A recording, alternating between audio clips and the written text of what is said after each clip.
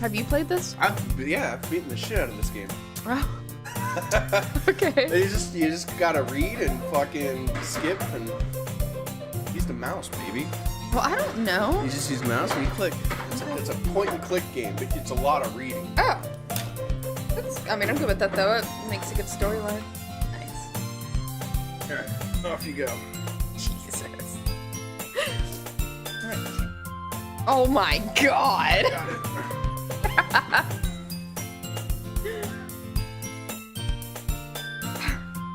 What up, nerd? Wow. Oh, she's reading another story. No, it's, she's playing a game. I'm making her play a game on stream. Oh wait, yeah, hold on, baby. Yeah. Oh. Yeah, tell him he can get on there if he has anything he wants me to talk to him about. Yeah, if you want to talk about the book, get on there. Then she can talk to you through the mic. Will I be able to hear anything? I'm so computer illiterate. Yeah, oh, dude, just watch it. Just watch it. It's gonna be a good time. She's never played this game. You don't give anything away. I'm not giving anything away, but it's been in my Steam library, and there was one time where she was like, "What the fuck is?" I'm like, "Trust me, it's a fucking mindfuck of it." Wait. Whoa, bitch said my name. Yeah, but your name is Tanya. Whoa, bitch said my name. Like in the story, it threw me off. Wait, so it's live right now on YouTube? Yeah. Riley's watching it on her Switch. I'm shocked it's not on the TV yet, knowing her. Yeah. You gotta read it out loud. Oh, I guess you don't have it in you to be mean if you want to. Whatever you say, Sayori. You pronounced that correctly. You gotta have a... Why am I picturing Mario's voice? We cross the street together and make our way to school. As we draw near, the streets become increasingly speckled with other students making their daily commute. By the way, Tanya, God, it's still fucking trippy. Have you decided on a club to join yet? A club? I told you already, I'm really not interested in joining any clubs. I haven't been looking either. That's not true. You told me you would join a club this year. Did I? I'm sure it's possible that I did in one of our many conversations where I dismissively go along with whatever she's going on about. Hey, it's you, babe. Sayori likes to worry a little too much about me. But I'm perfectly content with getting by on the average while spending my free time on games and anime. Babe, it's you. I was talking about how I'm worried that you won't learn how to socialize or have any skills before college. Now it's Desmond. Your happiness is really important to me, you know? And I know you're happy now, but I'd die at the thought of you becoming a NEET in a few years because you're not used to the real world. I don't know. I don't know what it means. It's spelled teen backwards. It's all I know. Oh. NEET. Alright. You trust me, right? No. Don't make me keep worrying about you. Alright. I'll look at a few clubs if it makes you happy. No promises, though. Will you at least promise me you'll try a little? Yeah, I guess I'll promise you that. Yay! Why do I let myself get lectured by such a carefree girl? More than that, I'm surprised I even let myself relent to her. I guess seeing her worry so much about me makes me want to ease her mind at least a little bit, even if she does exaggerate everything inside of her head. Now it's me. Man, the whole family's in this. The school day is as ordinary as ever, and it's over before I know it. After I pack up my things, I stare blankly at the wall, looking for an ounce of motivation. Clubs. Sayori wants me to check out some clubs. I guess I have no choice but to start with the anime club. Oh, shocker. Hello. Sayori? Sayori must have come into the classroom while I was spacing out. Oh, probably you and Riley. Yeah. I look around and realize that I'm the only one left in the classroom. I thought I'd catch you coming out of the classroom, but I saw you just sitting here and spacing out, so I came in. Honestly, you're even worse than me sometimes. I'm impressed. You don't need to wait up for me if it's going to make you late to your own club. Oh, I thought you might need some encouragement, so I thought, you know what? Well, that you could come to my club. Sayori. Yeah? There's no way I'm going to your club.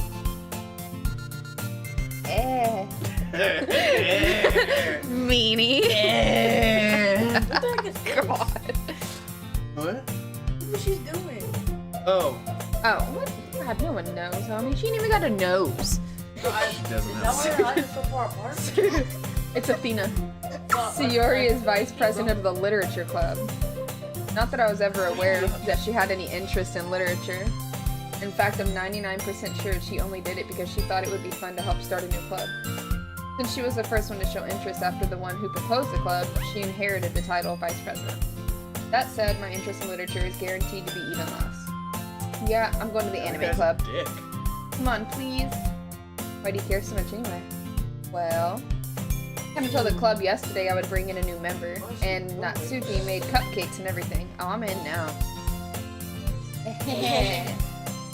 Don't make promises you can't keep. I'm down. Y'all want to do all my little sounds? I'm good for it. I can't tell if Sayori is really that much of an airhead, or if she's so cunning as to have planned all of this out. I let out a long sigh. Fine. I'll stop by for a Where's cupcake, Axel? okay? Yeah, where's Axel? Stop. Yes, let's go. And thus, today marks the day I sold my soul for a cupcake. Like me. That does sound like you. I do some sketchy shit for a cupcake. Mm-hmm. I dejectedly follow Sayori across the school and upstairs.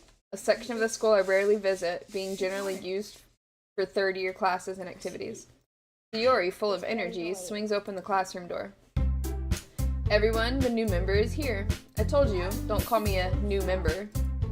I glance around the room. Welcome to the literature club. It's a pleasure meeting you. Sayori always says nice things about you. Seriously, you brought a boy? A boy? You made me a dude? Named Tanya. Okay. The room is spinning. The room is spinning. From all the gayness. Yeah. Way to kill the atmosphere. Ah, Tanya, what a nice surprise. Welcome to the club. All words escape me in this situation. This club is full of incredibly cute girls. Way to make me a fucking lesbo. Hey. Thanks, babe. It asked for a name at the beginning of the game. What are you looking at? Probably your tip. If you want to say something, Lack say of. it. Oh, damn, it's her. The other ones had them. I didn't look up yet. the chick that was over there had some major bonkers. Okay. Sorry. Natsuki. Oh, See? Yeah, There you go. The girl with the sour attitude, whose name is apparently Natsuki, is one I don't recognize. Her small figure makes me think she's probably a first year. Sure. She is also the one who made cupcakes, according to Sayori. You can just ignore her when she gets moody. Where are these characters teleporting? It's Dark Bro? I think you're reading a little too far into it, man. Yeah. Sayori says that quietly into my ear, then turns back toward the other girls. Anyway, this is Natsuki, always full of energy. This is Yuri, the smartest in the club. Lord, excuse me. Don't say things like that. Yuri, who appears comparably more mature and timid, seems to have a hard time keeping up with people like Sayori and Natsuki. More mature. You're talking about the titties. I bet they are. Oh, well, it's nice to meet both of you. And it sounds like you already know Monica, is that right? That's right. Wow, I'm amazed that you've been able to pronounce every name correctly. Nice. Just right off the bat. I mean, they're super lame for putting a K in Monica, but Well, it's fine. yeah, I guess so. It's fine. It's great to see you again, Tanya. Monica smiles sweetly. Fucking twins. We do know each other well. Wow. We rarely talk, but we were in the same class last year. Monica was probably the most popular girl in class. Smart, beautiful, athletic. Basically completely out of my league. So, having her smile at me so genuinely feels a little... You too, Monica. Come sit down, Tanya. We made room for you at the table so you can sit next to me or Monica. I'll get the cupcakes. Hey, I made them. I'll get them. Sorry, I got a little too excited. And how about I make some tea as well? These girls have a few desks arranged to form a table. As Sayori mentioned, it's been widened so that there is one space next to Monica and one space next to Sayori. Natsuki and Yuri walk over to the corner of the room when Natsuki grabs a wrapped tray and Yuri opens the closet. Still feeling awkward, I take a seat next to Sayori. Natsuki proudly marches back to the table, tray in hand. Okay, are you ready? Ta-da! Whoa! Whoa! Whoa! Gotta channel the inner Axel for that one. Whoa! Yeah. I know. I can check. Dude, it's like he knew. If we open a little bit, you can see him. Yeah. Right there. Yeah. There you go. There you go. Natsuki lifts the foil off the tray to reveal a dozen white, fluffy cupcakes decorated to look like little cats. Ah, fuck that, I'm out. Uh-huh. The whiskers are drawn with icing, and little pieces of chocolate were used to make ears. So cute! I had no idea you were so good at baking, Natsuki. Eh, well, you know. Just hurry and take one. Sayori grabs one first, then Monica, and I follow. It's delicious. Sayori talks with her mouth full and has already managed to get icing on her face. I turn the cupcake around in my fingers, looking for the best angle to take a bite. Natsuki is quiet. I can't help but notice her sneaking glances in my direction. Is she waiting for me to take a bite? Poison. I finally bite down. The icing is sweet and full of flavor. What kind of icing? I wonder if she made it herself. Oh, made it yourself. This is really good. Thank you, Natsuki. Why are you thanking me? It's not like haven't I heard this somewhere before? Made them for you or anything? I thought you technically did, Sayori said. Well, maybe. But not for you, you know, you dummy. So what? Alright. Fucking, it's anime. It's all got a It's little all- innuendo. All gloves are off in anime. I give up on Suki's weird logic and dismiss the conversation. Yuri returns to the table carrying a tea set. Carefully places a teacup in front of each of us before setting down the teapot next to the cupcake tray. Oh, You keep a whole tea set in this classroom? Don't worry, the teachers gave us permission. After all, doesn't a hot cup of tea help you enjoy a good book? I guess? Don't you yourself get intimidated? Yuri's just trying to impress you. That's not insulted. Yuri looks away. I meant that, you know, I believe you. Well, tea and reading might not be a pastime for me, but I at least enjoy tea. I'm glad. Yuri faintly smiles to herself in relief. Monica raises an eyebrow, then smiles at me. What made you consider the literature club? Kind of forced into it. I was afraid of this question. I was lured with cupcakes. Something tells me I shouldn't tell Monica that I was practically dragged here by Sayori. Well, I haven't joined any clubs yet, and Sayori seemed really happy here, so that's okay, don't be embarrassed. We'll make sure you feel right at home, okay?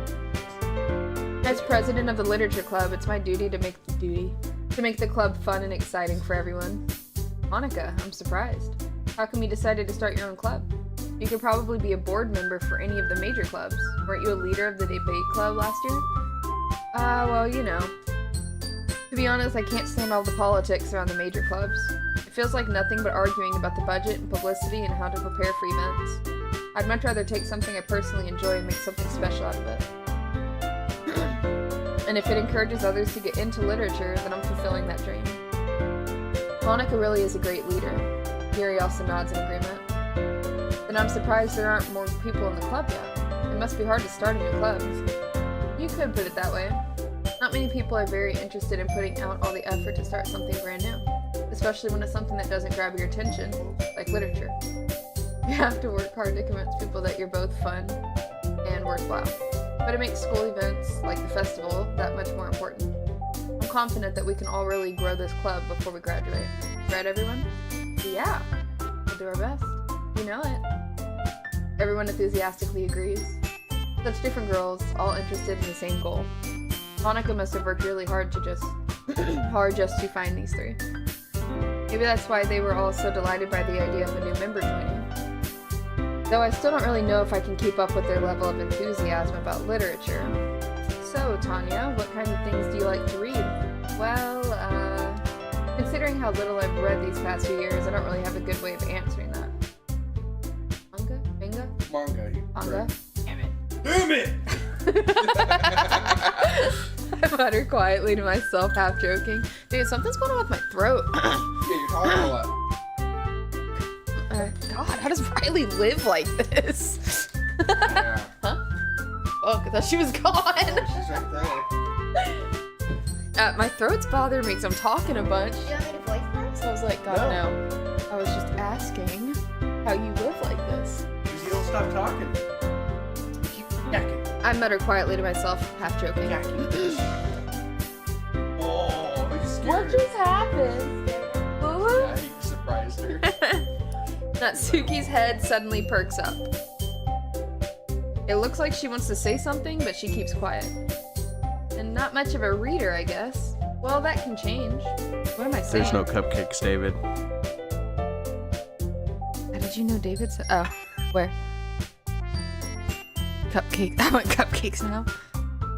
Yeah, there's no cupcakes here. And if there was, they would not be white for one, and they would not be cats. I know. Who looks at a white plain cupcake and thinks that's gonna taste good? Fuck. Me? Shit. He's so offended. I spoke without thinking after seeing Yuri's sad smile. Anyway, what about you, Yuri? Well, let's see. Yuri traces the rim of her teacup with her finger. Huh? Yuri's a badass. Yuri? We were gonna do Kyrie, remember? Oh, yeah, huh? Is a literature club. Lame. I know. Who reads? Who reads books? Yeah, you. Anyways. Who reads books? Did you finish it, David? You gotta talk louder. Did you finish it, David? Can you hear me? Yuri traces the rim of her teacup with her finger. Rim job. My favorites are usually novels that build deep and complex fantasy worlds. The level of creativity and craftsmanship behind them is amazing to me. And telling a good story is such a foreign world is equally impressive. Yuri goes on, clearly passionate about her reading. She seems so reserved and timid since the moment I walked in, but it's obvious by the way her eyes light up that she finds her comfort in the world of books, not people. But you know, I like a lot of things. Stories with deep psychological elements usually immerse me as well. Isn't it amazing how a writer can so deliberately take advantage of your own lack of imagination to completely throw you for a loop? Anyway, I've been reading a lot of horror lately. I read horror book. I read a horror book once. I desperately grasped something I can relate to at the minimal level. At this rate, Yuri might as well be having a conversation with a rock. Really, I wouldn't have expected that, Yuri. For someone as gentle as you, I guess you could say that. But if a story makes me think or takes me to another world, then I really can't put it down. Surreal horror is often very successful at changing the way you look at the world, if only for a brief moment. I hate horror. Oh, why is that? Well, I just... Natsuki's eyes dart over to me for a split second. Never mind. That's right, you usually like to write about cute things, don't you, Natsuki? What? What gives you that idea? You left a piece of scrap paper behind last club meeting. It looked like you were working on a poem called... Don't say it out loud. And give it back.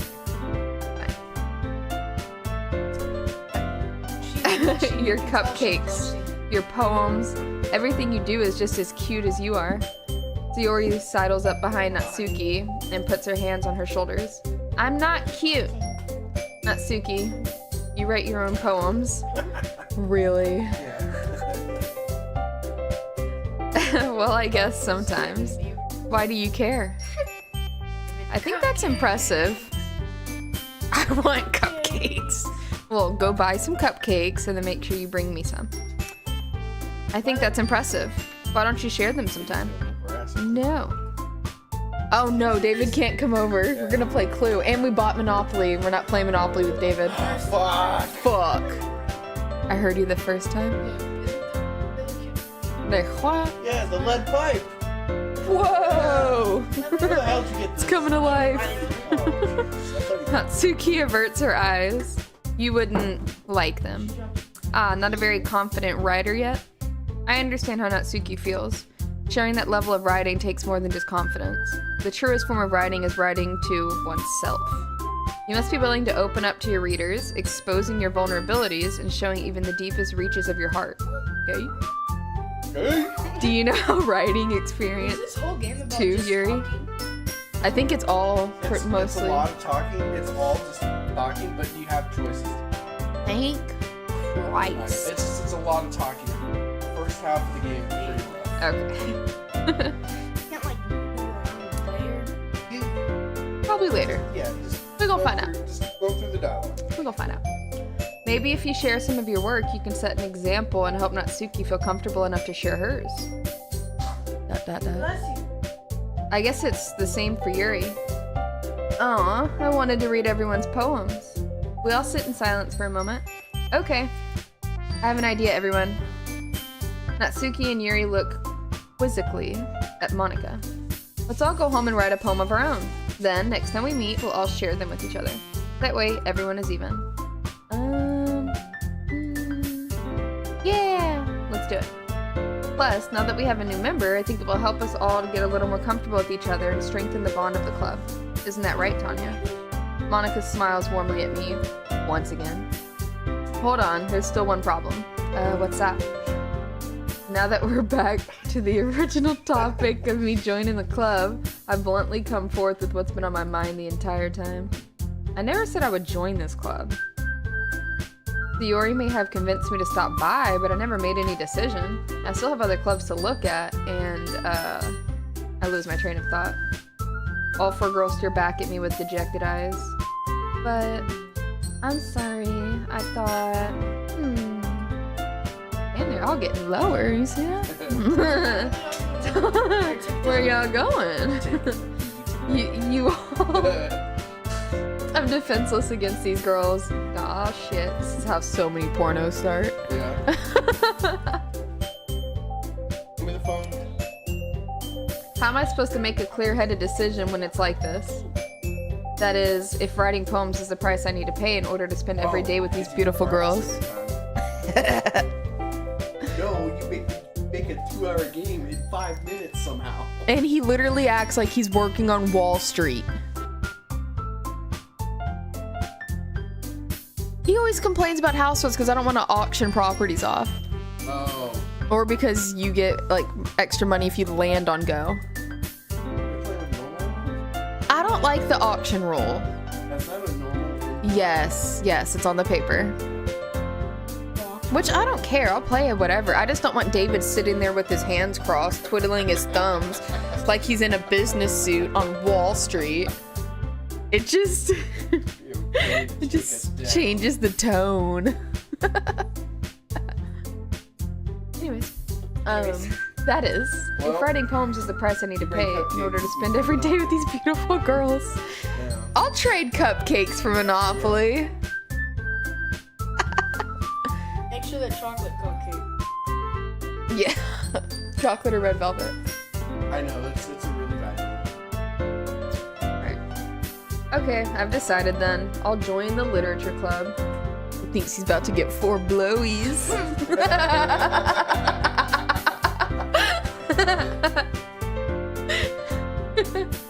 One by one, the girls' eyes light up. I bet they do. Yes, I'm so happy. Yuri wraps her arms around me, jumping up and down. Boing. You know. You know. They're not that big. That's Yuri. Okay, I'm losing track of... Is this Monica? Alright. Okay, bye. This is Sayori, Yes. right? We don't care about her much. Okay. Hey, you really did scare me for a moment. Is he... David's not coming over, right? Later. Maybe. He said... Cupcakes. He said he had a movie night tonight Oh, with maybe. some undisclosed people. I don't know. I mean, they were disclosed to me. I just wasn't saying it. I don't know if he's still on or not. Yeah, he said David, so. if you're still on, let me know, I guess. Because low-key confused. Alright. Roll. You really did scare me for a moment. If you really just came for the cupcakes, I would be super pissed. Then that makes it official. Welcome to the Literature Club. Aw, thanks, I guess. Okay, everyone. I think with that, we can officially end today's meeting on a good note. Everyone remember tonight's assignment. Write a poem to bring to the next meeting so we can all share. Monica looks over at me once more. Tanya, I look forward to seeing you express yourself. Oh my, why does she have to do that? Yeah. Yeah. Why? She's trying to. I feel dirty. She's trying to get some tickets to Pound Town. Oh my. Don't go get your wallet. My wallet's on me, but yeah. Fuck. Can I really impress the class star Monica with my mediocre writing skills? I already feel the anxiety welling up inside me. Meanwhile, the girls continue to chit-chat as Yuri and Natsuki clean up their food. Hey Tanya, since we're already here, do you want to walk home together? Oh crap. That's right, Sayori and I never walk home together anymore because she always stayed after school for clubs. Sure, might as well. Yay! Oh heck no. Yay! You know how this- Thank God the scene changed. You're gonna see these same scenes for a little bit. Who tapped me? Right. I heard. Yeah. Right, think you wanna ball help and bring me some water? With that, the two of us depart the club room and make our way home. The whole way, my mind wanders back and forth between the four girls. Sayori, Natsuki, Yuri, and Monica. I'd go for some Yuri.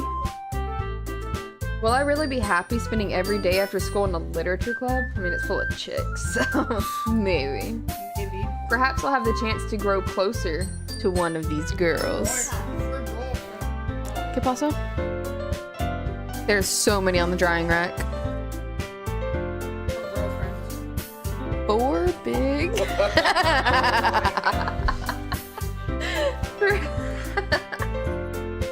Alright.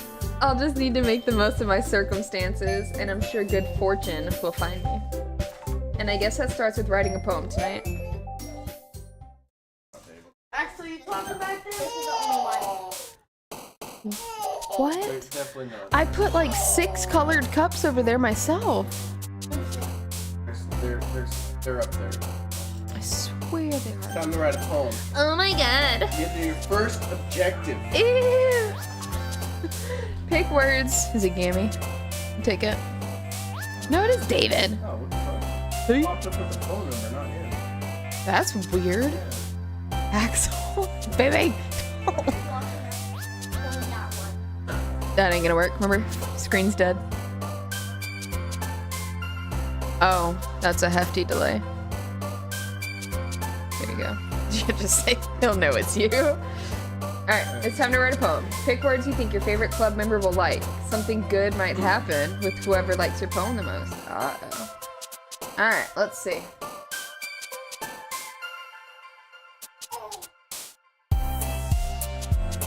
Feeling extreme. Oh, uncontrollable. Oh, climax! Okay, the purple one, Yuri, is jumping around. Yeah, pay attention to. Oh, that matters? Yes, when they jump around, that's who it's like. That's who you're. Fireworks? Like going fireworks? Now I'm going dazzle. Riley, did you? Tap water? This is from the sing? No. Oh. No, it's. She's classic.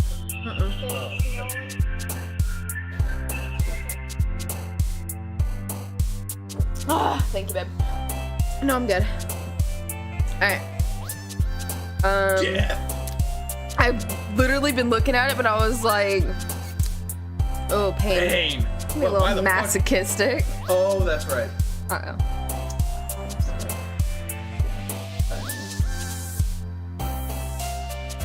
Get some strawberry flavored. Fuck. No, damn, I need 20. Alright, let's go pleasure. Let's go. Mommy milkers. What? Huh? What? Is this a game or a read along? It's mostly a read along, I guess, but Booty cheeks. Oh, heck. booty cheeks. Ooh, some happiness. Yeah. Oh, damn. Oh, fuck. Damn, I wish I could go back. I didn't see that word. Can't go back. That sucks. Alright. Kitty, what I'm gonna. the- Oh, no. shit. Horror. Do horror. Where's that at? Good, because I wanted graveyard earlier. Ribbon. Rocket. Flying. What's it flying? Frightening.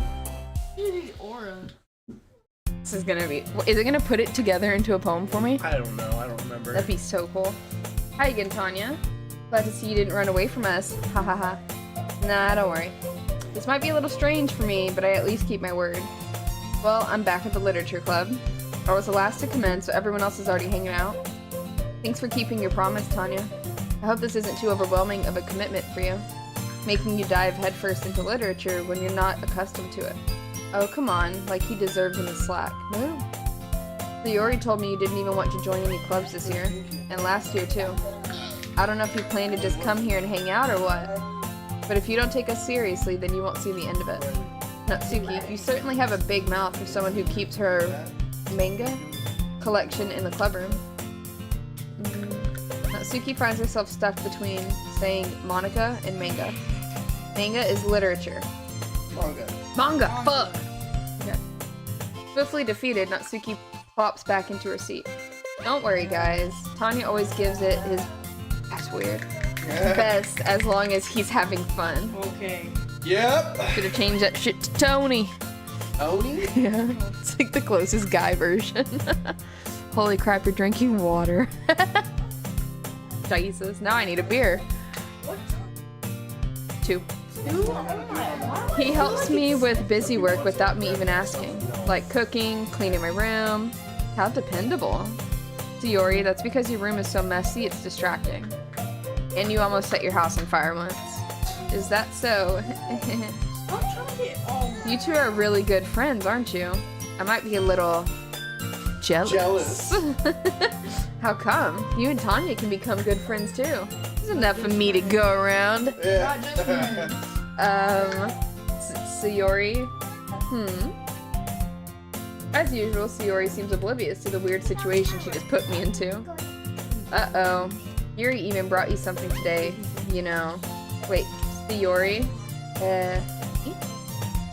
Not really. Don't be shy. It's really nothing. What is it? Never mind.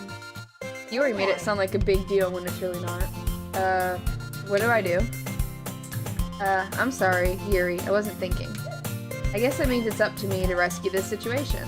Hey, don't worry about it. First of all, I wasn't expecting anything in the first place. So any nice gesture from you is a pleasant surprise. That'll make me happy no matter what. Is that so? Yeah, I won't make it a big deal if you don't want it to be. Alright. Well, here. Yuri reaches into her bag and pulls out a book. I didn't want you to feel left out, so I picked out a book that I thought you might enjoy. It's a short read, so it should keep your attention even if you don't usually read. And we could, you know, discuss it if you wanted. Bow chicka bow wow. This is... How is this girl accidentally being so cute? Lord. She even picked out a book she thinks I'll like, despite me not reading much. Yuri, thank you. I'll definitely read this. I enthusiastically take the book. Baby! It was a whole family affair. They're just missing Desmond. Yeah, obviously. Shocker.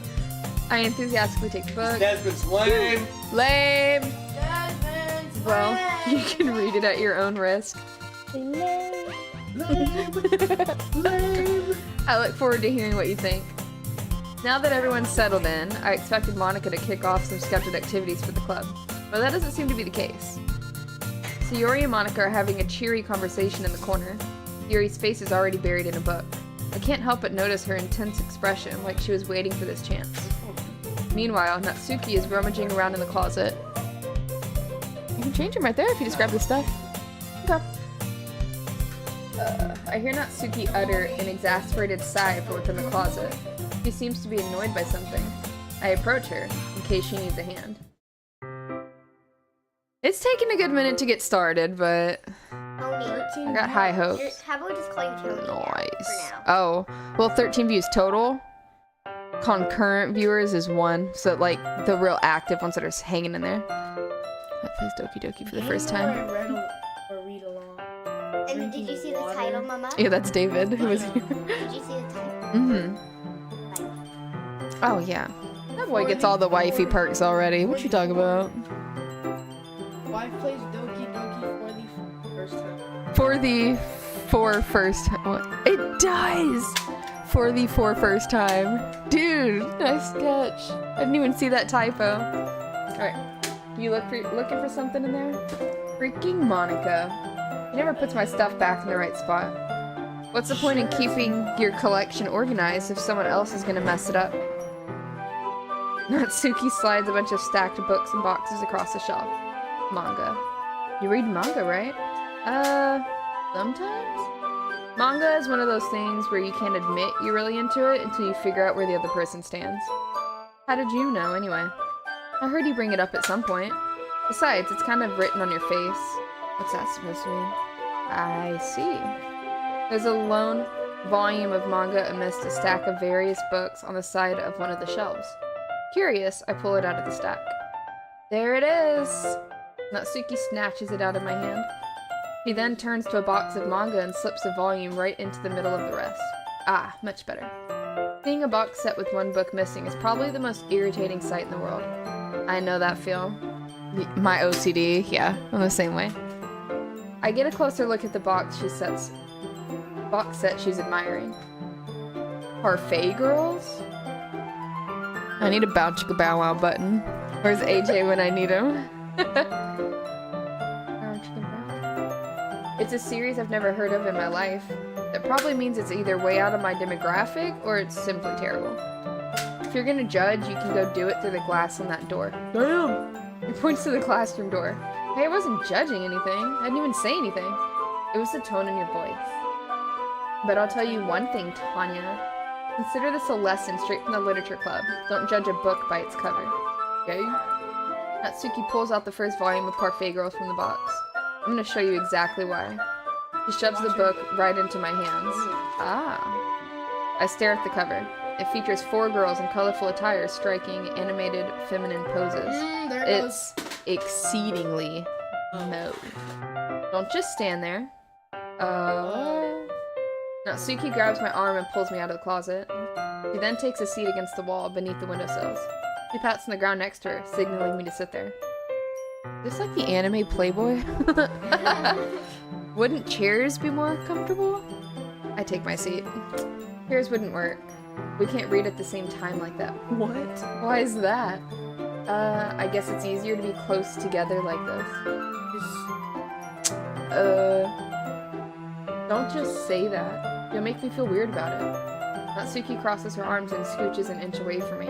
Sorry? I didn't exactly expect to be sitting this close to her either. Not that I can say it's a particularly bad thing. I open the book. Only a few seconds before Natsuki once again inches closer, reclaiming the additional space while she hopes I won't notice.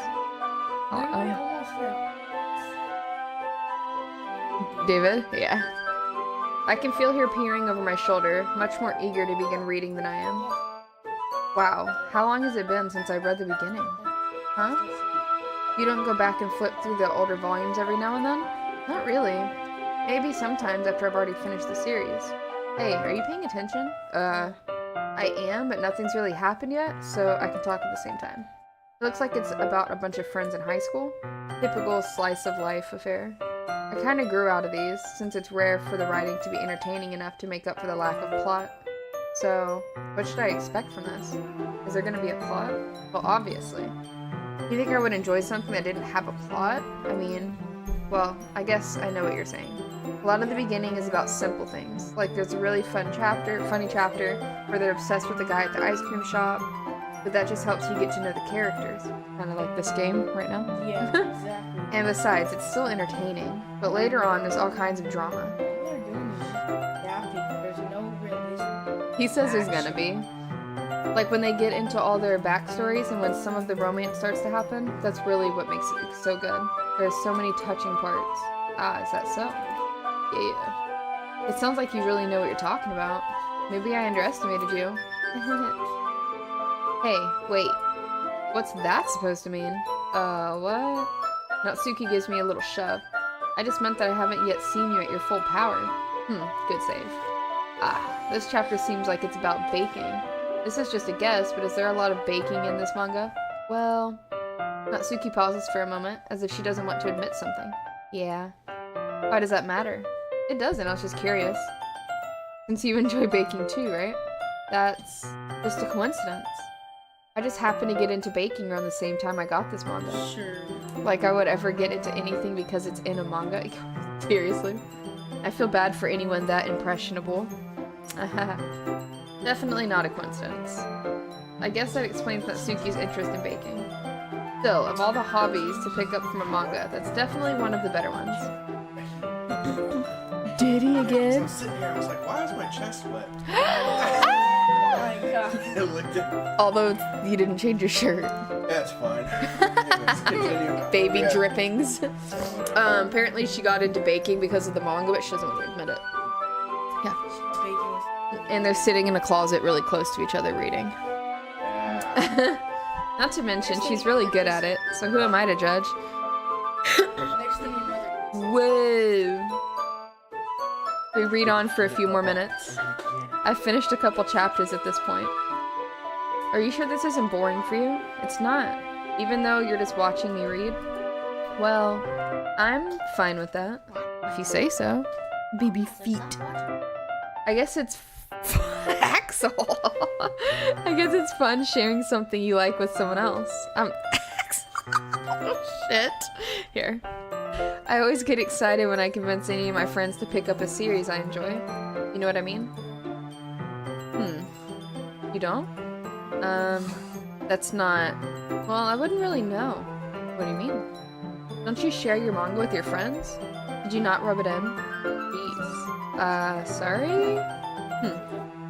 Like, I could ever get my friends to read this? They just think manga is for kids. I can't even bring it up without them being all like, you still haven't grown out of that yet? Makes me want to punch them in the face. Do it! I know those kinds of people.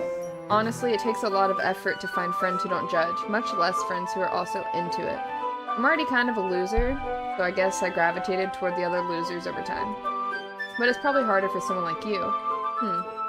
Yeah, that's pretty accurate. Wait, which part? I mean, I feel like I can't even keep it in my own room. I don't even know what my dad would do if he found this. At least it's safe here in the club room. Except Monica was kind of a jerk about it. I just can't win, can I? Well, it paid off in the end, didn't it? I mean, here I am reading it. Well, it's not like that solves any of my problems. Fucking Debbie Downer. His foot. He's... Oh my goodness. But at least you're enjoying yourself, right? So? Jeez, that's enough. Are you gonna keep reading or what? Yeah. I flip the page. Suddenly Natsuki starts laughing. The vampire. Vampire. I totally forgot that happens. Natsuki puts her finger on one of the panels. Minori is my favorite character. You always feel a little bad for her since she's so unlucky. But it gets especially bad when, I shouldn't be talking about that yet. Just finish this chapter. What? Natsuki's voice sparkles with excitement. It's a stark contrast to her usual bossy tone. But if she's not used to sharing her favorite manga with her friends, I can understand why. It's hard to express in words that feeling you get when connecting with someone like that. And being able to provide that to Natsuki, for whom it's a rare experience. The thought makes me smile a little to myself. Okay, everyone. Are you all ready with today's poems? Maybe. Today's Oh, come on. Right. Same thing. I'll go handle it. Jaden's doing it on purpose. I can hear it in his tone. Could your timing be any worse? Sorry. I just need to make sure we have enough time. Though you do look pretty cozy over there. Natsuki suddenly notices how close she's gotten to me. She hastily slides herself a good 12 inches away from me. That's a lot of inches. Alright, guess I'll stop here for now. I close the book and hand it towards Natsuki.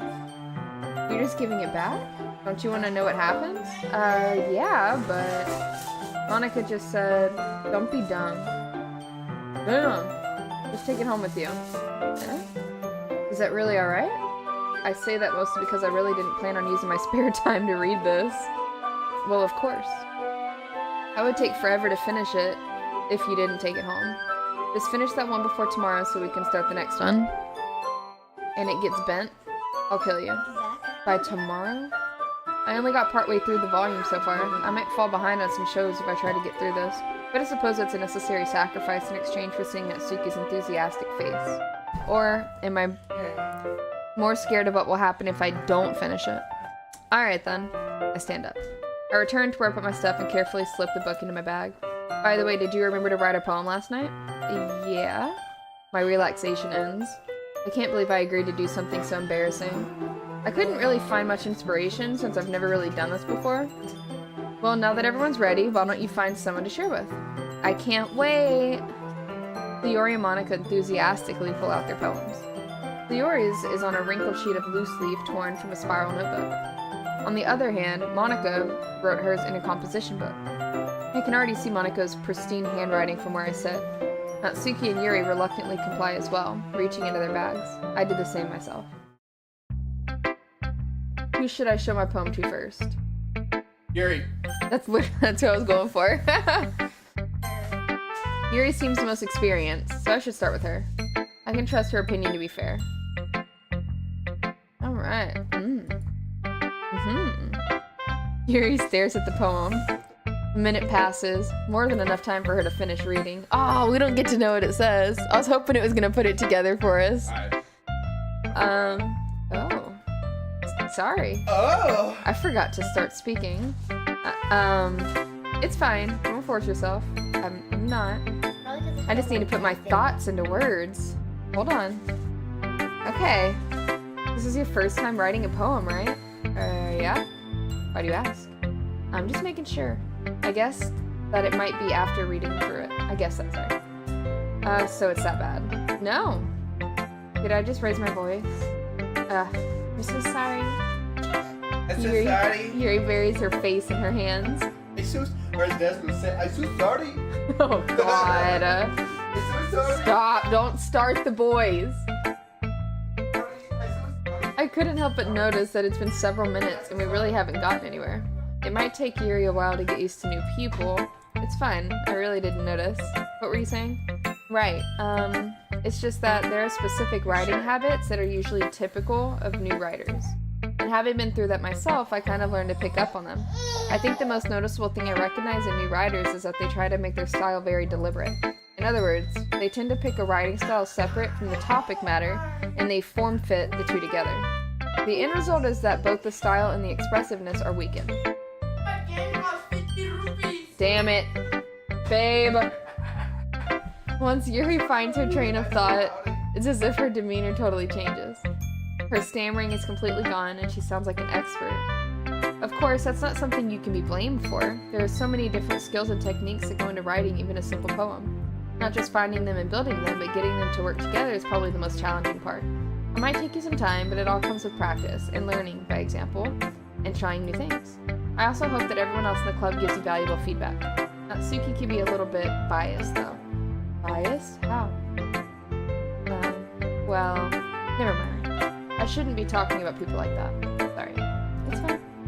I'm not sure if Yuri is apologizing to herself, to me, or to Natsuki. Do you mind if I read your poem now? Please do. I'd love to share my thought process behind it. Yuri smiles dreamily, as if that's a rare opportunity for her. Which itself is kind of funny. After all, isn't this supposed to be a literature club? We can actually. Oh my god. I don't know, but the baby's gone, so... Ghost under the light. The tendrils of my hair illuminate beneath the amber glow. 200 rupees. Bathing. It must be this one. The last remaining streetlight to have withstood the test of time. The last yet to be replaced by this thickening blue-green hue of the future. I bathe. Breathing air of the present, but living in the past. The light flicks. I flicker back. I'm sorry I have such terrible handwriting. What? Oh boy. I wasn't thinking that at all. But it took you a long time to read. It did. Yeah, I can't read. Well, I just don't read script very often. I actually think your handwriting is pretty. That's a relief. Also, I liked the poem. Even though it's short, it was really descriptive. It wasn't too short. I usually write longer poems. Well, not at all. I'm really glad you like it. No, her hair keeps covering part of it, and I thought the same thing a minute ago. I'll be honest, since it's our first time sharing, I wanted to write something a little more mild. Something easy to digest, I suppose. Are you into ghosts, Yuri? Uh-huh. Actually, the story isn't about a ghost at all, Tanya. Really? I must have totally missed the point. Well, I suppose you did only glance over it after all. But remember that poets often express their own thoughts, feelings, and experiences in their work. They usually do more than tell a simple story or paint a picture. In this case, perhaps the subject of the poem is only being symbolically compared to a ghost, lingering in her last remaining place of comfort, unable to let go of the past, and soon to be left with nothing. That's a lot more solemn, putting it that way. I hadn't even thought of that. That's impressive. It's nothing, really. Well, it makes me happy that you think that. Just remember that it won't be long before you pick up on these things too. Yeah, maybe you're right. I guess I'll have to keep trying. Counting on you. Not Doki. Oh, sorry. Hi, Tanya. Having a good time so far? Yeah. But By the way, since you knew it everything, if you ever had any suggestions for the club, like new activities or things to do better, I'm always listening. Don't be afraid to bring these things up, okay? alright, I'll keep that in mind. Of course I'll be afraid to bring things up. I'm much better off just going with the flow until I'm more settled in. Want to share your poem with me? It's kind of embarrassing, but I guess I have to. Don't worry, Tanya. We're all a little embarrassed today, you know? But it's that sort of barrier that all learn to get past. Yeah, that's true. I hand Monica my poem. I like it, Tanya. Really? It's a lot cuter than I expected. Oh, geez. Oh. It makes me think of something Natsuki would write. A good writer, too. So take that as a compliment. If you say so. By any chance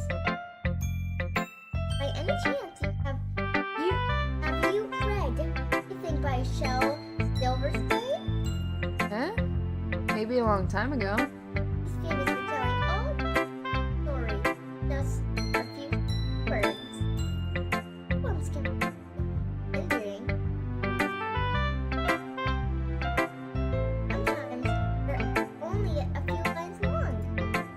Might even feel like they're written for kids.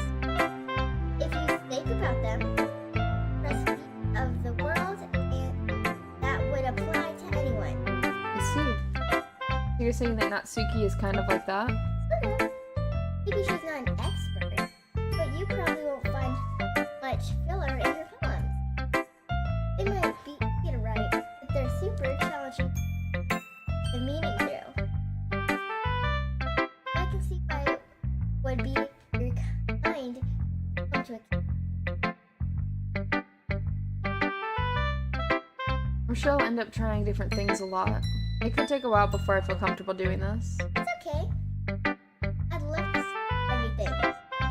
That's the best way to find the style that suits you. Everyone else might be a little bit biased towards their own kinds of style. Seriously? What do you want? What do you want? You know what I'm doing, fool. What do you want, kid? I don't. Everyone else wants you to write. It's not like you have to worry about impressing.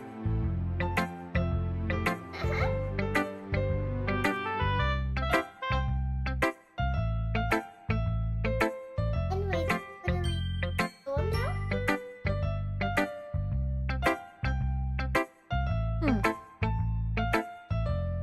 Don't worry, it's not very.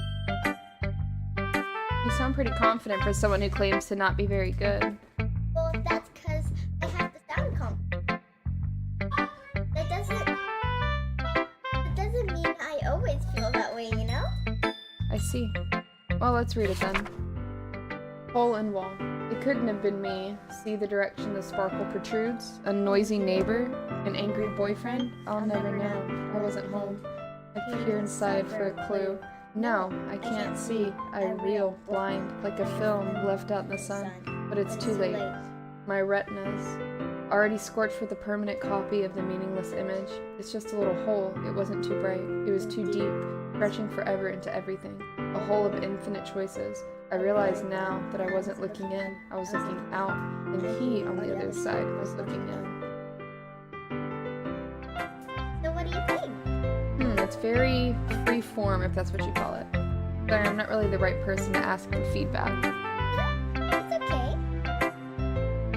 Yeah, that kind of style has fun pretty ways.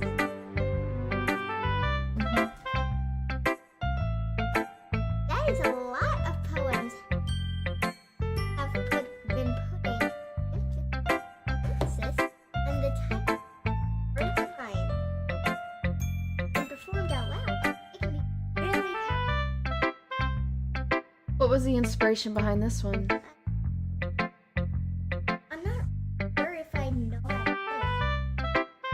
I guess you could say that I had some kind of Epiphany. epiphany recently. It's been influencing my poem a bit. An epiphany? Yeah, nervous talking about stuff like because it's kind Coming on strongly. yeah, everyone is better friends with each other. Anyway, here's my writing tip of the day. Sometimes when writing a poem or a story, brain gets fixated on us. Try so hard to make it never make it longer. Force yourself. Force yourself. Something down on the paper. Tidy it up like another way to think about this. If you keep your pen in the same spot, you'll just get a big dark puddle of ink. So move your hand and go with the flow. Give up on talking? No. Well.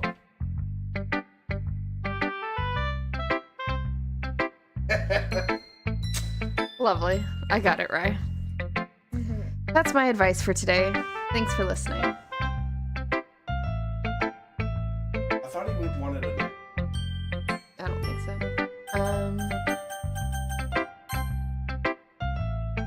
Alright. This is a good poem, Tanya. Are you sure it's your first time? Of course. It's not that good. Am I the kind of guy who would be writing poems in his spare time? I guess you're right. But that's why it impressed me. Well, to be honest, I was afraid that you wouldn't do it seriously. Or that you wouldn't write one at all. I'm really happy just that you wrote one. It just reminds me of how you're really a part of the club now. Not to mention the fact that I'm standing in front of you in the club room. Well, of course. I'm not really into it yet, but that doesn't mean I'll break my promise. See? Oh god, really? It's like I said before, Tanya. Deep down, you're not selfish at all, you know? Trying new things like this for other people.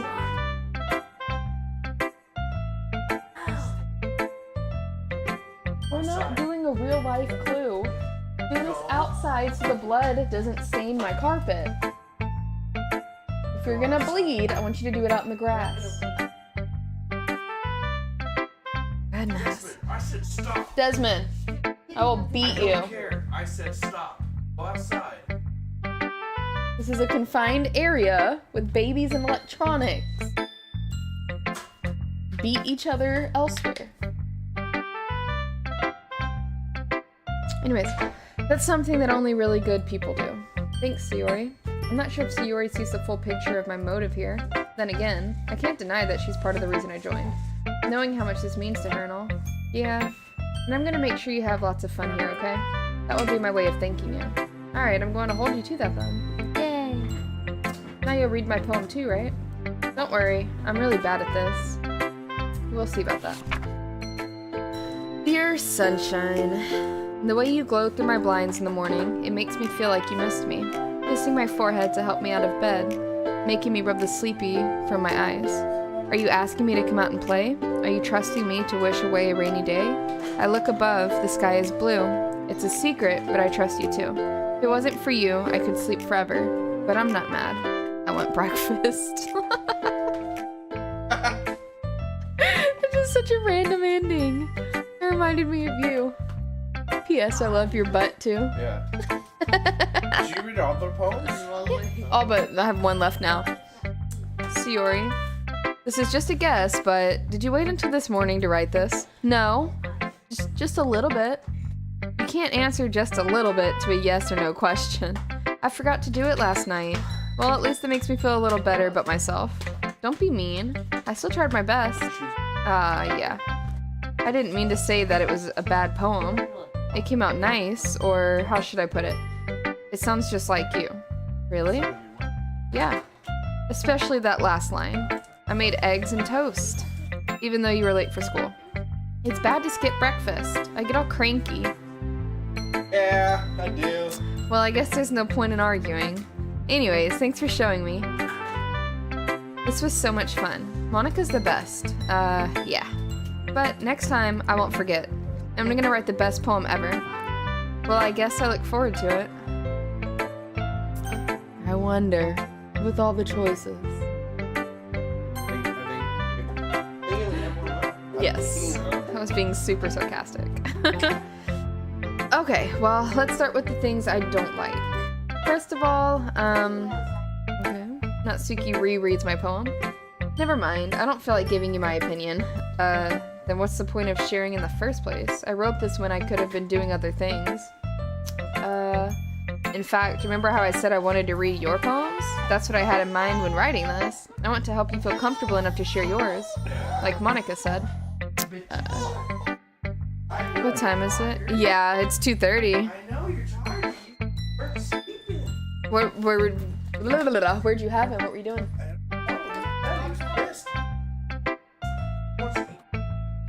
Maybe.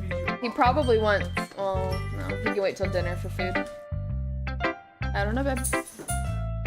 Alright. Oh. Well, I would be more comfortable sharing my poems if yours was really bad. You were supposed to show me some dumb poem and make me go, ha, well, it's not that great, but let me show you what real literature looks like. And you went and ruined it. I hope you're happy. Bit of a beating. So, in other words, you're saying you liked it? Or, Natsuki's retort gets caught in her throat. You don't understand anything, do you? I already told you that. You don't have to go announcing it to the world like you're all self-important. What a bitch. Pretty sure you never actually said that. I say that mostly to myself. Natsuki must really hate me or something. I can't figure out if it's a win or a loss that she liked my poem. In any case, you still need to show me yours, right? Fine, I guess. Only because Monica will make me if I don't. Eagles can fly. Monkeys can climb, crickets can leap, horses can race, owls can seek, cheetahs can run, eagles can fly, people can try. That's about it.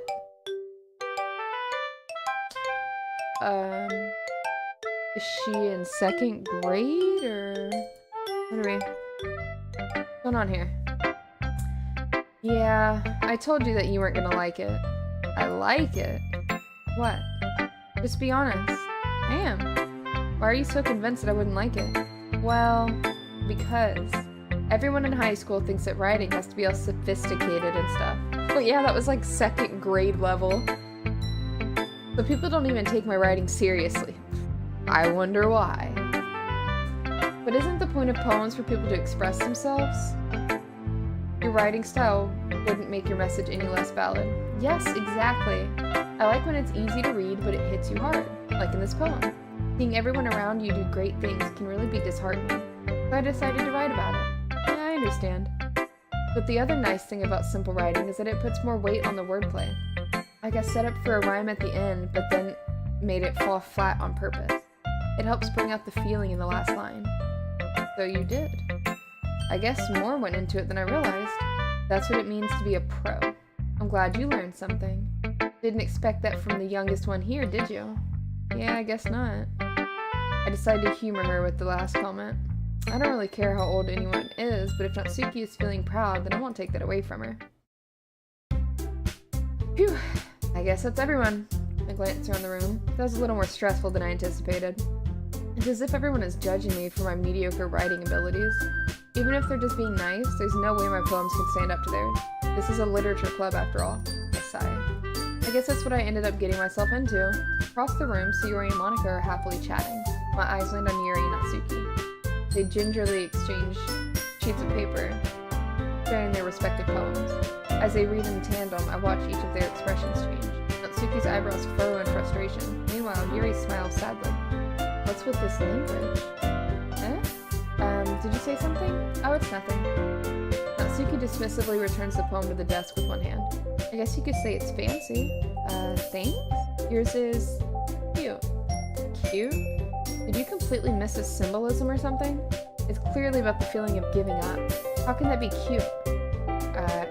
I know that. I just meant the language, I guess. I was trying to say something nice. You mean you have to try hard to come up with something nice to say? Thanks, but it really didn't come out as nice at all.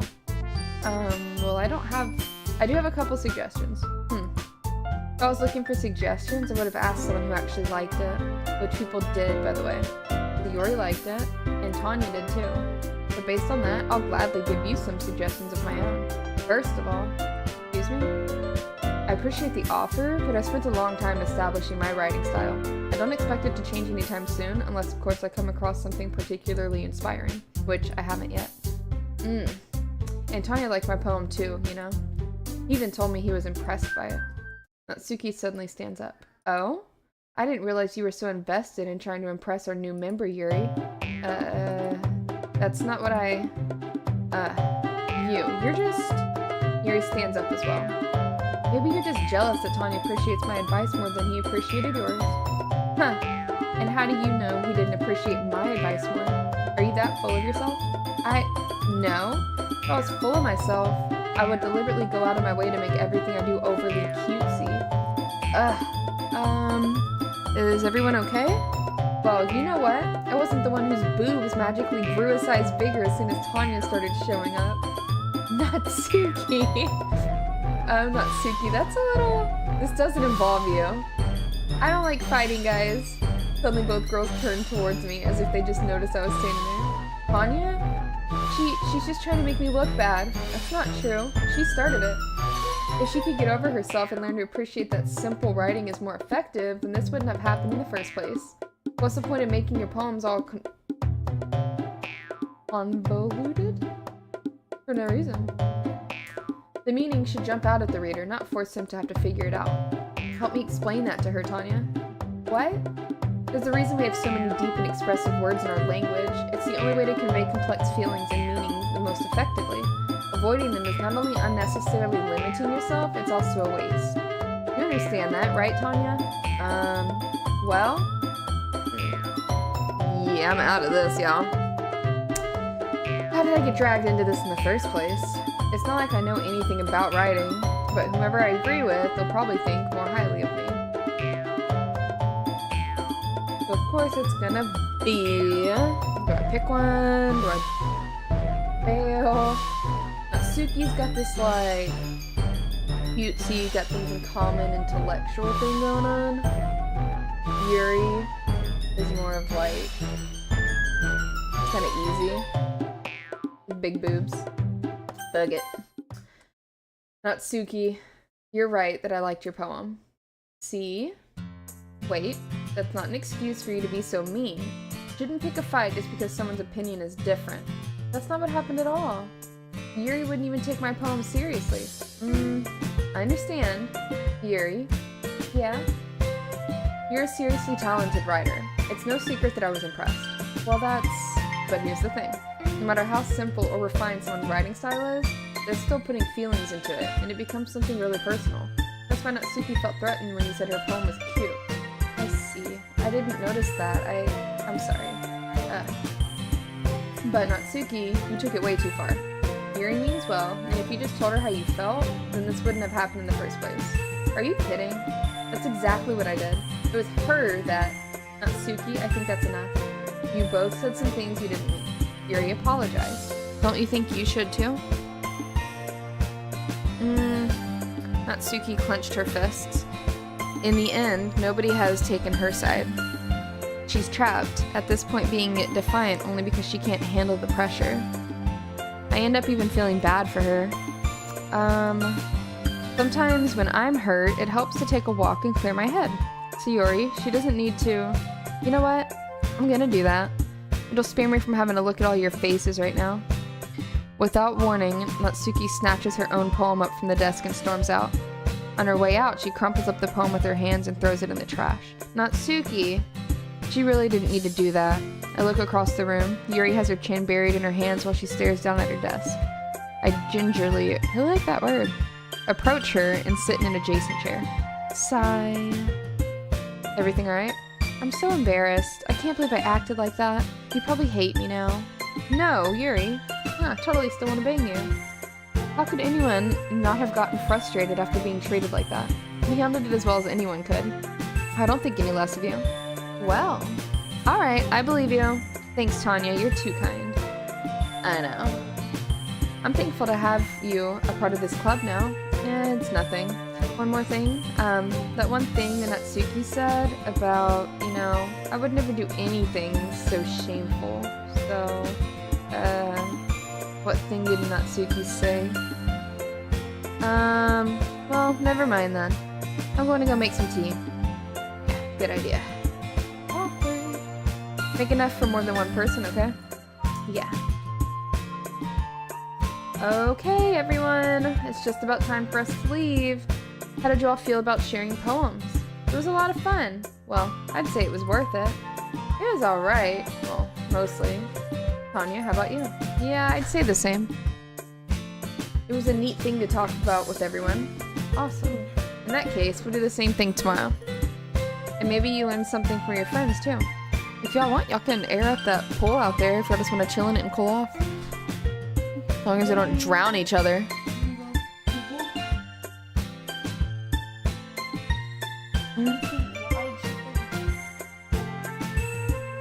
I pretty much sit in it, like, to just float the baby around, and it goes up to, like, right here when I sit in it. Yeah, when I sit down, yeah, it's more long than anything else. And AJ can help once the baby chills out. He has the air gun, so you just put the air to it and blow it up like that. You don't have to actually, like, blow it up, you know. Okay, let AJ know that y'all are wanting to do that then. Okay. Alright, so your poems will turn out even better. I think that to myself. I did learn a little more about the kinds of poems everyone likes. With any luck, that means I can at least do a better job impressing those I want to impress. I nod to myself with newfound determination. Tanya, ready to walk home? Sure, let's go. Sayori beams at me. It truly has been a while since Sayori and I have spent this much time together. I can't really say I'm not enjoying it either. Damn, Desmond? Oh, Riley. Here. What happened? About what happened earlier? What do you mean? You know, between Yuri and Natsuki. Just don't make a mess in my house.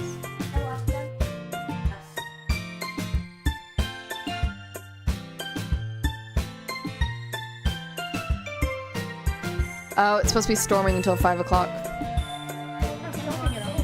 Yeah, I really forgot. No, they'll go down the drain. You can get like a bowl, yes. Because what are you carrying around?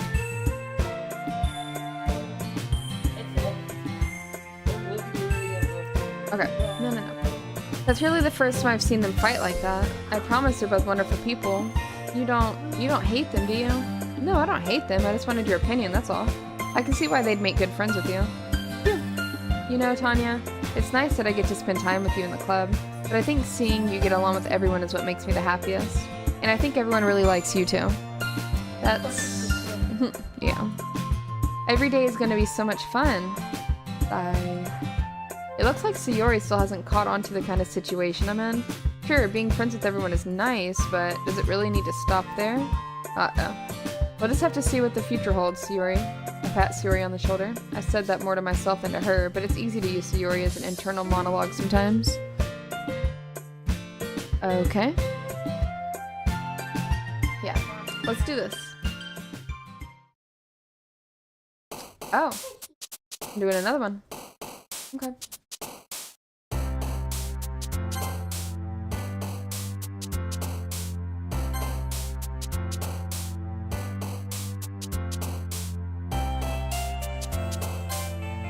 And goes at it again, sniffing her.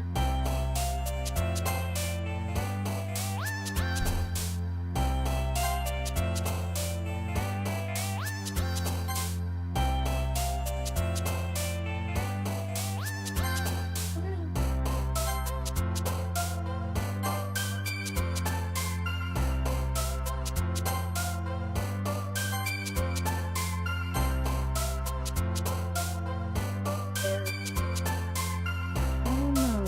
Dang it. There you go. I'm trying to get her too.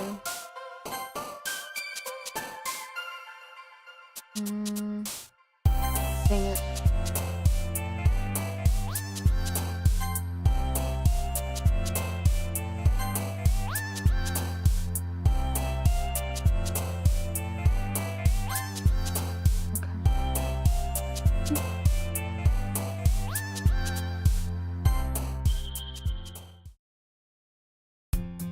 Another day passes and it's time for the club meeting already. I've gotten a little more comfortable here over the past couple days. Enter in the club room, the usual scene greets me. Hi Tanya. Yo, Sayori. Looks like you're in a good mood today. I just still am not used to you being in the club, that's all. I see. That's a pretty simple thing to get you in a good mood. But I guess it's always the simple things with you anyway. Speaking of which, I'm kinda hungry. Will you come with me to buy a snack? No thanks. That's not like you at all. I have my reasons. Why don't we take a look at your purse, Yuri?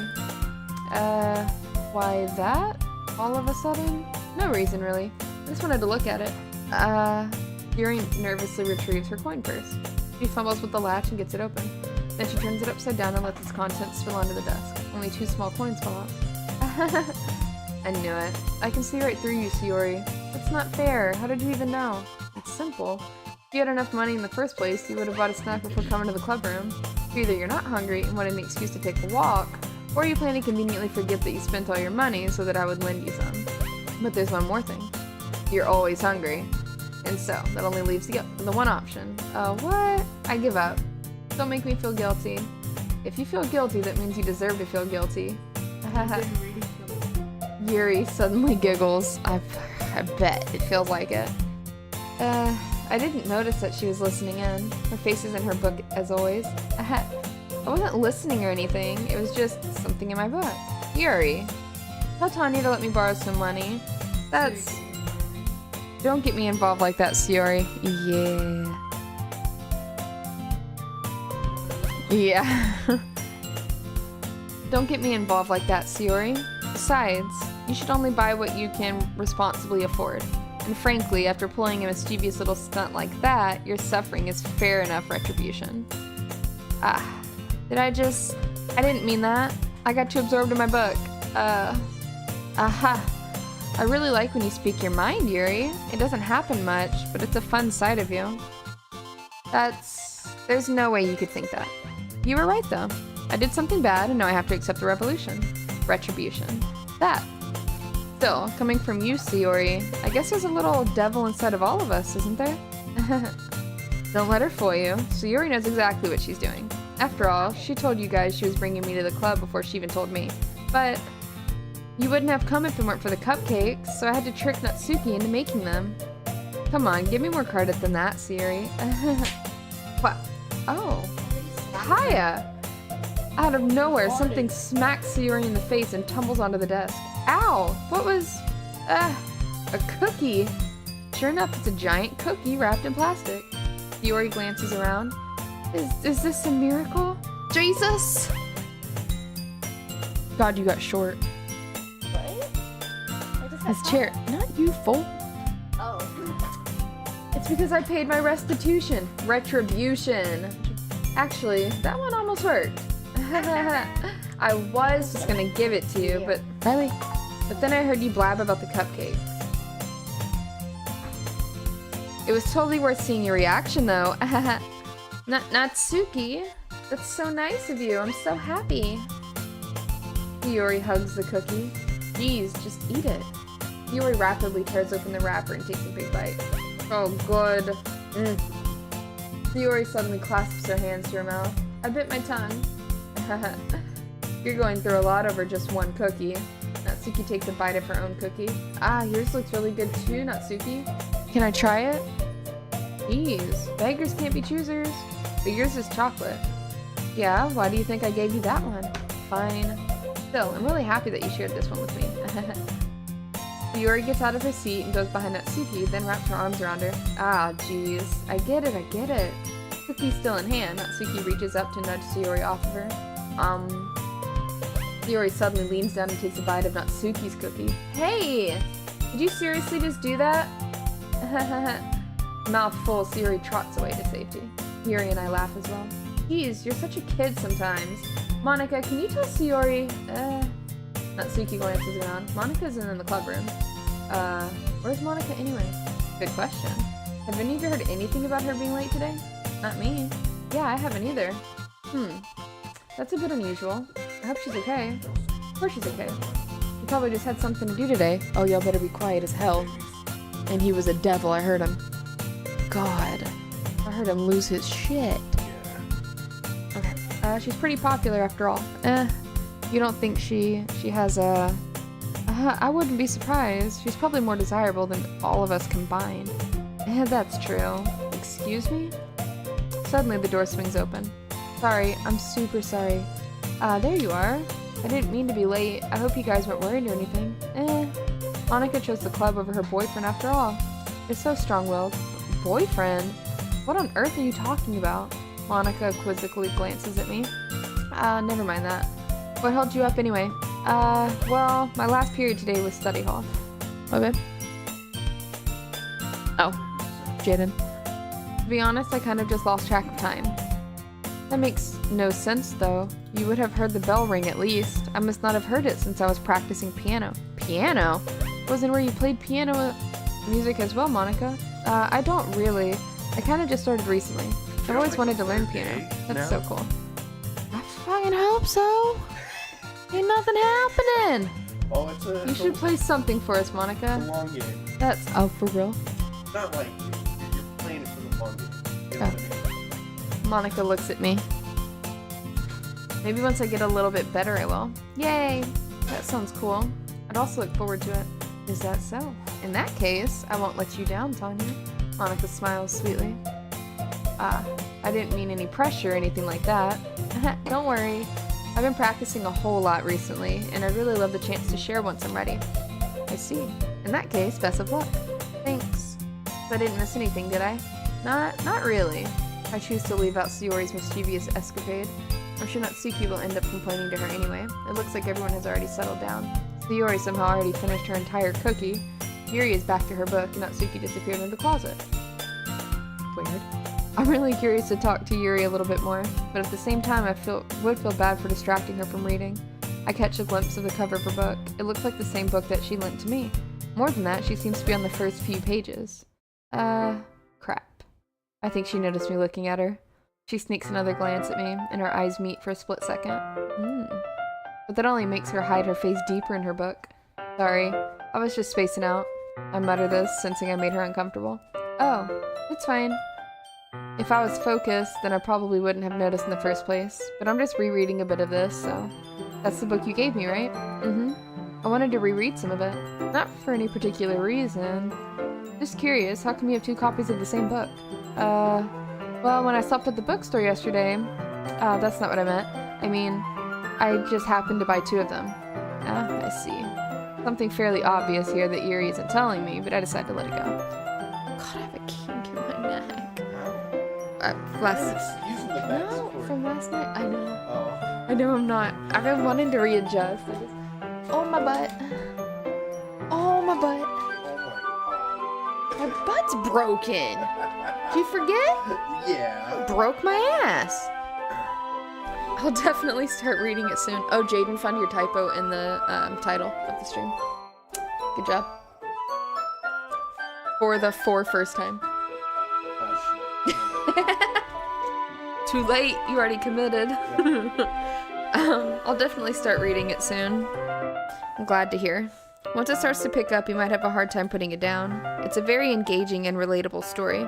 Is that so? What's it about anyway?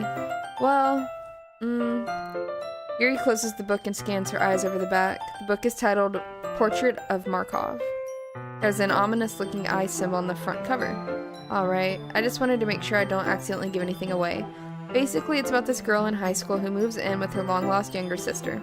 But as soon as she does so, her life gets really strange. She gets targeted by these people who escaped from a human experiment prison. While her life is in danger, she needs to desperately choose who to trust. No matter what she does, she ends up destroying most of her relationships, and her life starts to fall apart. It's kind of dark, isn't it? Yuri made it sound like it was going to be a nice story. So that dark turn came from nowhere. Yuri gently giggles all of a sudden. Are you not a fan of that sort of thing, Tanya? No, it's not that. I mean, I can definitely enjoy those kinds of stories, so don't worry. I hope so. Yeah, I totally forgot that Yuri is into those things. She's so shy and reclusive on the outside, but her mind seems to be completely different. It's just that those kinds of stories, they challenge you to look at life from a strange new perspective. When horrible things happen, not just because someone wants to be evil, but because they have their own goals or their own philosophy that they believe in. Then suddenly, when you thought you related to the protagonist, they're made out to be the naive one for letting their one-sided morals interfere with the villain's plans. I'm rambling, aren't I? Not again. I'm sorry. Hey, don't apologize. I haven't lost interest or anything. Well, I guess it's alright then. But I felt like I should let you know that I have this problem when I let things like books and writing fill my thoughts. I kind of forget to pay attention to other people. I'm sorry if I end up saying something strange. And please stop me if I start talking too much. I really don't think you need to worry. That just means you're passionate about reading. The least I can do is listen. It's a literature club after all. That's true. In fact, I might as well get started reading it, right? You don't have to. What are you saying? What? Just a moment ago, you said you were looking forward to it. You dork.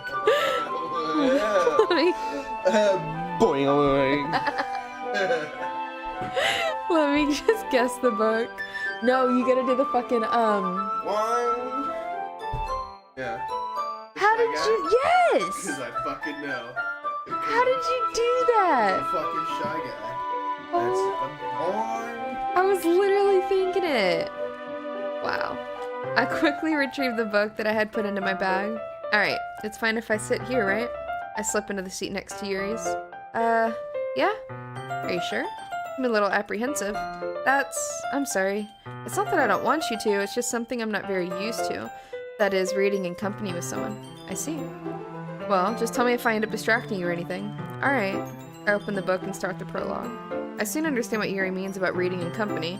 It's as if I can feel her presence over my shoulder as I read. It's not a particularly bad thing. Maybe a little distracting, but the feeling is somewhat comforting. Yuri's in the corner of my eye. I realize that she's not actually looking at her own book. I glance over. Looks like she's reading from my book instead. Wow, that was weird. I accidentally hit the right, yeah. Sorry, I was just...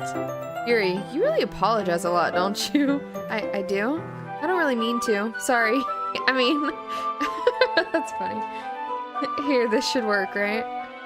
I slide my desk until it's up against Yuri's and hold my book more between the two of them. Ah. I suppose so. Yuri timidly closes her own copy. Once we each lean in a little bit, our shoulders are almost touching. Feels like my left arm is in the way, so instead, I use my right hand to hold the book open. I guess it makes it kind of difficult to turn the page. Here. Yuri takes her left arm and holds the left side of the book between her thumb and forefinger. Ah. I do the same with my right arm on the right side of the book. That way, I turn a page and Yuri slides it under her thumb after it flips her side. This is a lot of work to read a book together. Yeah. Just go bone in the closet. I know. God. Just get it over with. Jesus. That way, I turn a page. I already did that. Yeah. But and holding it like this, we're huddled even closer together than before. High schoolers. It's actually kind of distracting me. Yeah. I feel like it's the armrest at the movie theater. Yeah, it is. And then somehow there's a hole in the popcorn bowl. Whoa! It starts with the little nudging on the, I on meant- the arm, and I then meant it's like, the cute whoa, little what's at the bottom of things. the popcorn bowl? Oh. That's my dick. My dick in a box. You remember that fucking song? God damn it. Okay. It's as if I can feel the warmth of Yuri's face, and she's in the corner of my vision. Are you ready? I'm ready. Oh. to turn the page. Oh, sorry. Damn. Damn. I think I got a bit distracted for a second. Oh, fuck. God, gotta shut up. Aim the camera at him. I glance over at Yuri's face again and our eyes meet. I don't know how I'll be able to keep up with her. That's okay. You're not used to reading, right? I don't mind being patient if it takes you a bit longer. It's probably the least I can do, since you've been so patient with me. Yeah, thanks. We continue reading. Yuri no longer asks me if I'm ready to turn the page. Instead, I just assume that she finishes the page before me, so I turn it by my own volition. We continue the first chapter in silence. Even so, turning each page almost feels like an intimate exchange. My thumb gently letting go of the page, letting it flutter over to her side as she catches under her own thumb. Hey Yuri, this might be a little silly thought, but the main character kind of reminds me of you a little bit. You think so? How does she? Well, I guess she's more blunt in a lot of ways, but she also second guesses all of the things that she says and does. Like she's afraid she'll do something wrong. It's not like I can see into your head or anything, but they're kind of a reminiscence of your— my brain said no. Of your mannerisms. I see. Yuri remains silent for a moment. But Tanya, that's probably a terrible thing to have in common with her. That's so embarrassing that you think that. Wait, I didn't mean it in a bad way or anything. Sorry, I really didn't know you were self-conscious about that sort of thing. I guess I more meant that it's kind of cute. Oh. Yeah, there she is. Yeah. All Whoa. perky and fucking ready to go again. What are you saying all of a sudden? God. Jesus. Got to hold the bottle Can already. feel the moisture in the air. For real. The room is spinning. Not from the Gavis. It's not gayness. Fuck. Okay, everyone. There we go. Woo. Woo. Yeah. Damn. I think it's about time we share today's poems with each other. We might not have enough time if we wait too long. Ah. Yuri exhales, spared from finishing her thought. Is that alright, Yuri? You look kind of down. Sorry if you haven't been looking forward to this. It's fine. Yuri releases her hand from the book, causing it to close on top of my thumb. Alright, I guess I'll do some more reading tonight. Or would you prefer I only read it with you? I guess I don't have too much of a preference either way. In that case, I'll read a little more tonight. It'll be more fun to read with you after it picks up a bit, you know? That's good reasoning. In that case, feel free to finish the first 2 chapters in your own time. Alright? I stand up. I make a mental note of where I left off in the book, then slip it back into my bag. Who should I show my poem to first? You made your second poem? Yeah. Okay. Alright. Hi again, Tanya. How's the writing going? Alright, I guess. I'll take that. As long as it's not going bad. I'm happy that you're applying yourself. Maybe soon you'll come up with a masterpiece. Surprised you haven't gotten to a point to where you're just skipping. Yeah, that'd be boring. Probably.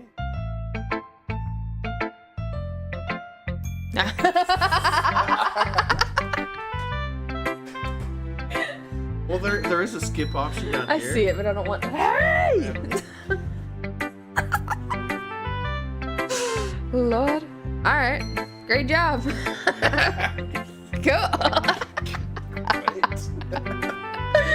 Don't even know what happened.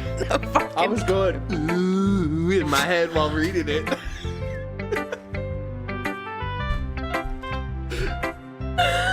Oh no. It's really metaphorical. Wow. Oh my god. I'm not not sure why, but I didn't expect you to go for something so deep.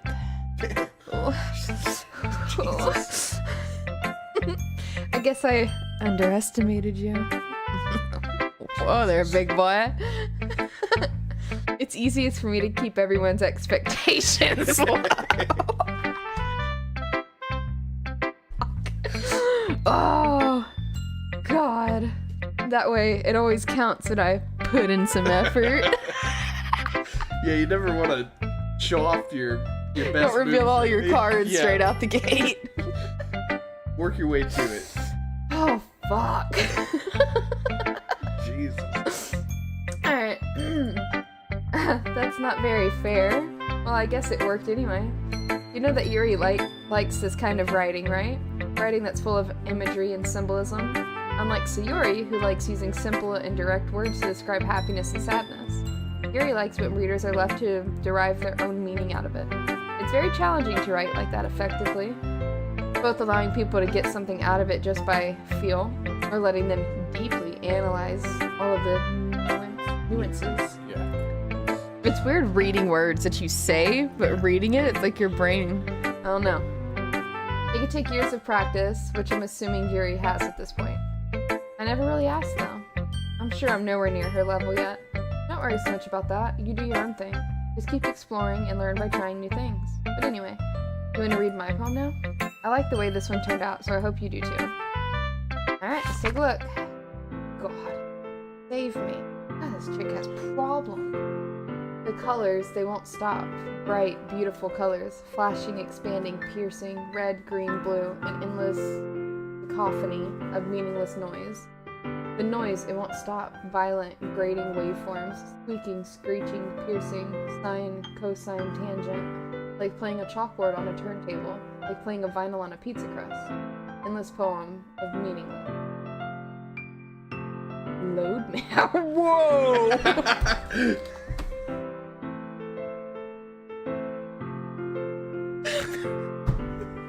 If I say that tonight, will it get me laid? Load me. Oh my god. Where did that come? I don't think I've read that You one. even had, because you have to scroll all the way I don't down think to I see did. load Yeah, me. I don't think I did. I noticed the bar was still up high, so I was like, fucking why? Alright, it's even more abstract than your last one, huh? I guess it's just the way I write. I'm sorry if you don't like it. No, I never said that. It's just kind of thing I've never really seen before, I guess. I kind of like playing with my space on the paper. Choosing where and how to space your words can totally change the mood of the poem. Yeah? It took a turn. It's almost like magic. The way I wrote the lines really short makes it feel like they're trying to speak over the noise. I see. It's still hard for me to tell what it's about, though. Sometimes asking what a poem is about isn't the right question. A poem can be an abstract as a physical expression of a feeling, or a conversation with the reader. But putting it that way, not every poem is about something. Anyway, here's Monica's writing tip of the day. Sometimes you'll find yourself facing a difficult decision. When that happens, don't forget to save your game. You never know when you might change your mind, or when something unexpected may happen. Wait, is this tip even about writing? What am I even talking about? Wait a minute, hold on. You received this since I saved it? I didn't know I needed to! Did I just click the same one? Yes. Go back to Okay. That's my advice for today. Thanks for listening. I fucking took it. Yeah, you did. If I would have had, I would not have done it, babe. I would not have restarted this whole fucking game. Oh, I could have skipped a lot of shit. Never mind. You could, yeah. Fuck, I hate her. Fucking hate her. She's so boring. Yeah, she's Alright. kind of a square. Well, it's not terrible, see? But it's pretty disappointing after your last one. Then again, if this one was as good as your last one, I would be completely pissed. Well, I guess I wanted to try something a little different this time. Fair enough, you're still new to this, so I wouldn't expect you to find your style right away. Come to think of it, this kind of reminds me of Sayuri's poem from yesterday. You think so? Yeah, well, I guess if you've been friends with her for so long, you might be on the same wavelength. But you never really struck me as her type. So Yuri has a type all of a sudden. Well, I don't know, but honestly, how can someone so fluffy spend so much time with someone like you? You calling her fat? It's like she's dragging around a dead weight. Damn. Ah, that was a little unnecessary. But think of it this way, if it weren't for me, she would probably just fly away, like letting go of a balloon. You could say we each take care of each other in our own way. Whatever it is, I don't get it. Oh yeah, I guess I'm supposed to show you my poem. Here. Amy likes spiders. You know what I heard about Amy? Amy likes spiders. Icky, wriggly, hairy, ugly spiders. That's why I'm not friends with her. Amy has a cute singing voice. I heard her singing my favorite love song. Every time she sang the chorus, my heart would pound to the rhythm of the words. But she likes spiders. That's why I'm not friends with her. One time, I hurt my leg really bad. Amy helped me up and took me to the nurse. I tried not to let her touch me. She likes spiders, so her hands are probably gross. That's why I'm not friends with her. Amy has a lot of friends. I always see her talking to people. She probably talks about spiders. God. What if her friends start to like spiders too? That's why I'm not friends with her. It doesn't matter if she has other hobbies. It doesn't matter if she keeps it private. It doesn't matter if it doesn't hurt anyone. It's gross. She's gross. The world is better off without spider lovers. And I'm gonna tell everyone. What? Is that even a poem? No, it's a fucking kind of an odd threatening letter. If Amy turns up dead, it's no question. Not bad, right? It's quite a bit longer than yesterday's. What? Really? Yeah. Yeah, because she sat here and was like, I'm gonna do the voices, and just started going, and I was like, I'm too nice. Quite a bit longer than yesterday's. Yesterday's was way too short. I was just warming up. I hope you didn't think that was the best I could do. No, of course not. Anyway, the message is pretty straightforward in this poem. I don't have to explain it. Sometimes you can explain complicated issues with much simpler analogies, and it helps people realize how stupid they're being. Like, anyone would agree that the subject of this poem is an ignorant jerk. Do you know people like that? Of course, it's not about how everyone thinks well, that doesn't matter. It can be about anything. I wrote it to be easy to relate to. Everyone has some kind of weird hobby or a guilty pleasure. Something that you're afraid if people find out, they'd make fun of you or think less of you. What is my deal? But that just makes people stupid. Who cares what someone likes, as long as they're not hurting anyone and it makes them happy. I think people really need to learn to respect others for liking weird things. Well, you're definitely right. At least I can relate to that. And I'm sure a lot of other people can too. It's what I do best after all. I don't like writing unless there's a good message to take away from it. Like, conveying emotions is important. But I want to make people think, not just feel. Remember that. I'm gonna write a good one for tomorrow too, so look forward to it.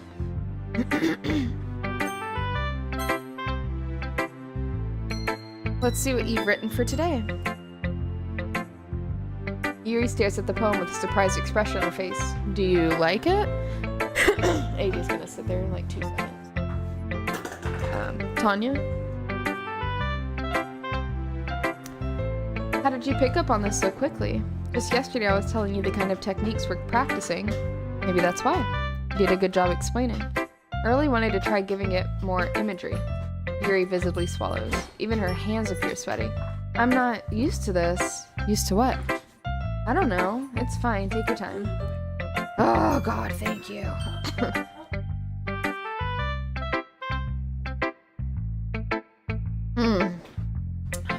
This is your second time you're reading poems?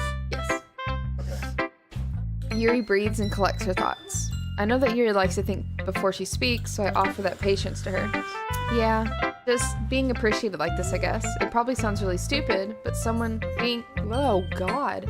Seeing someone motivated by my writing, it just makes me really horny.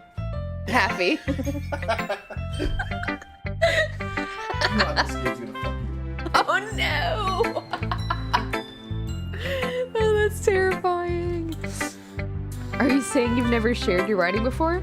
Yuri nods. Really? I don't believe it. I really only write for myself, and besides, people would just laugh at me. You really think that? Again, Yuri nods. Huh. Even your close friends?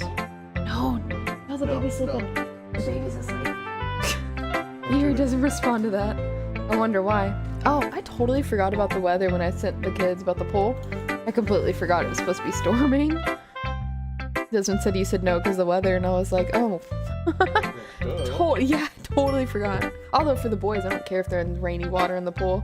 It doesn't faze me. Yeah. It'd get really muddy and all that. So, alright. Anyway, do you want to share the poem you wrote today? Yeah, I do. If it's with you. Oh god, her handwriting. I like it, but fuck. The raccoon. It happened in the dead of night while I was slicing bread for a guilty snack. My attention was caught by the scuttering of a raccoon outside my window. That was, I believe, the first time I noticed my strange tendencies as an unordinary human. I gave the raccoon a piece of bread, my subconscious well aware of the consequences. Well aware that a raccoon that is fed will always come back for more. The enticing beauty of my cutting knife was the symptom. The bread, my hungry curiosity. The raccoon, my urge. Fucking stab the raccoon? The moon increases with its phase and reflects that much more light off of my cutting knife. The very same light that glistens in the eyes of my raccoon friend. I slice the bread, fresh and soft. The raccoon becomes excited. Or perhaps I'm merely projecting my emotions onto the newly satisfied animal. The raccoon has taken to following me. You could say that we've gotten quite used to each other. The raccoon becomes hungry more and more frequently, so my bread is always handy. Every time I brandish my cutting knife, the raccoon shows me its excitement. A rush of blood, classic Pavlovian conditioning. I slice the bread, and I feed myself again. What the fuck is the message in this one? God, this girl is dark inside. I noticed every time on the poem when I clicked like graveyard, terrifying, all that, she would get all perky. Yeah. So I just took her for all the creepy shit. Whew. I was a little more daring with this one than yesterday's. I can see that. It's a lot more metaphorical, we think. Well, she's making sandwiches with raccoons. Killing 'em. Fucking see. The raccoon is the bread. Yeah. Oh wait, that's a metaphor. Fucking hell. Way to go. Yeah. I don't know if it's my fault, but I can't begin to imagine what this poem's about. That's right. It's a bit closer to my preferred writing style, using the poem as a canvas to express vivid imagery and conveying emotions through them. Yeah, if I take it at face value, then I can't even figure out what it's supposed to mean. Well, I think it's something that different people can relate to in their own way. I wanted to express the way it feels for me to indulge in my more unusual hobbies. It's those sorts of things I'm usually forced to keep to myself. She's a fucking murderer. So I sometimes enjoy writing about them. Huh, that's funny. Didn't Natsuki also write something about that? About someone being ridiculed for a strange interest? She did? Yeah. She was talking about how it doesn't matter what you're into as long as you're not hurting anybody.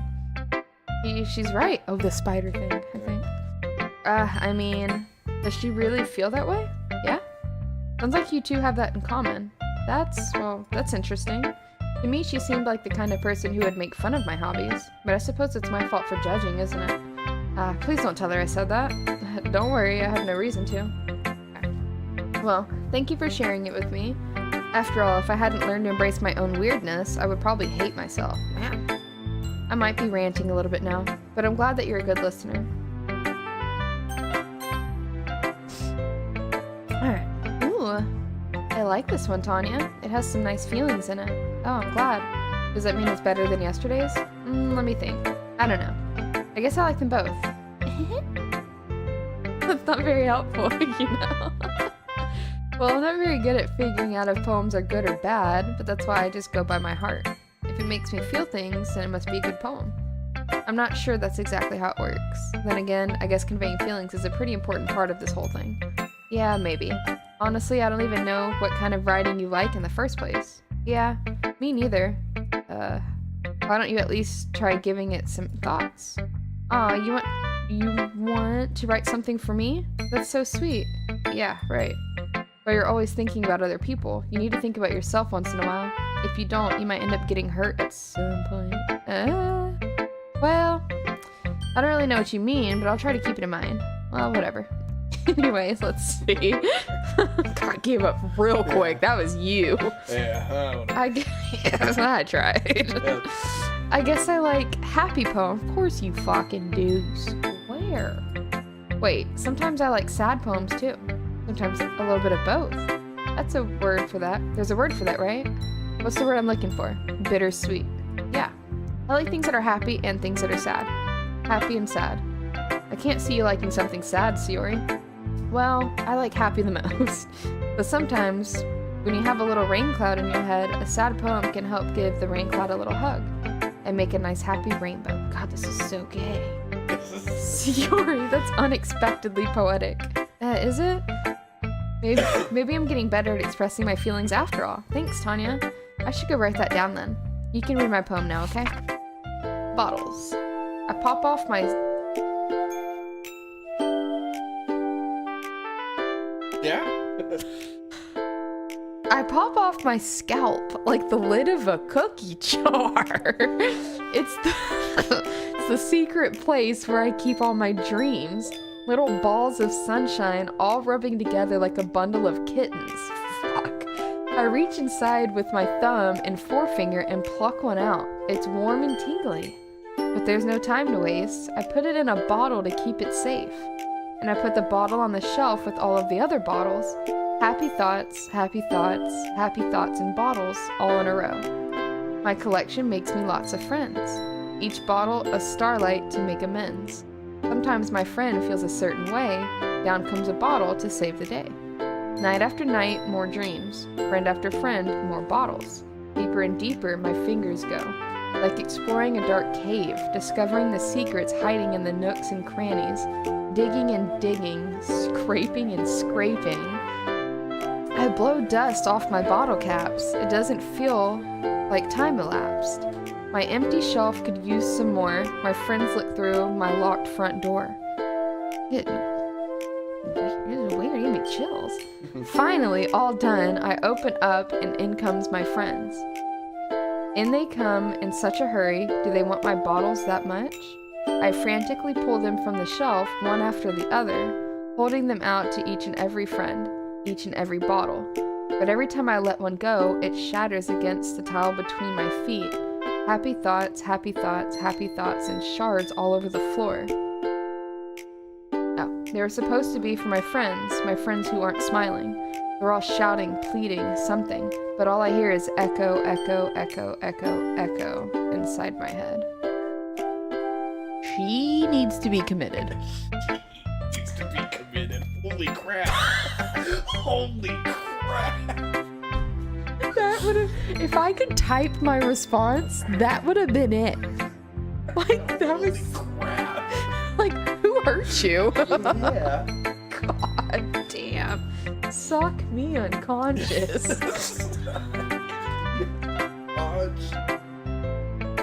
Jesus. Oh. Siori, did you really write this? Of course I did. Didn't I tell you yesterday I was gonna write the best poem ever? Yeah, but I mean, I didn't expect something like this coming from you. Monica taught me a whole lot. I've been really in touch with my feelings recently. It's getting worse. I see that. It's almost kind of creepy. Creepy? Well, not exactly. Yes, it's fucking creepy. Maybe because I'm so used to you being cheerful. Well, never mind. I'm thinking too hard about it. The point is, it came out good, so you should be proud of it. Aw, thanks. I feel like I was meant to express myself this way. It even helps me understand my own feelings a little bit better. Writing is like magic. You've gotten pretty passionate about this, huh? I hope you keep it up. Yeah. Writing's the best. I'm gonna keep writing until I die. Don't get ahead of yourself. The Yori's always had a habit of getting obsessed with something before dropping it no more than a week later. I wonder if this is one of those times, but seeing the passion in her eyes makes it hard for me to be pessimistic.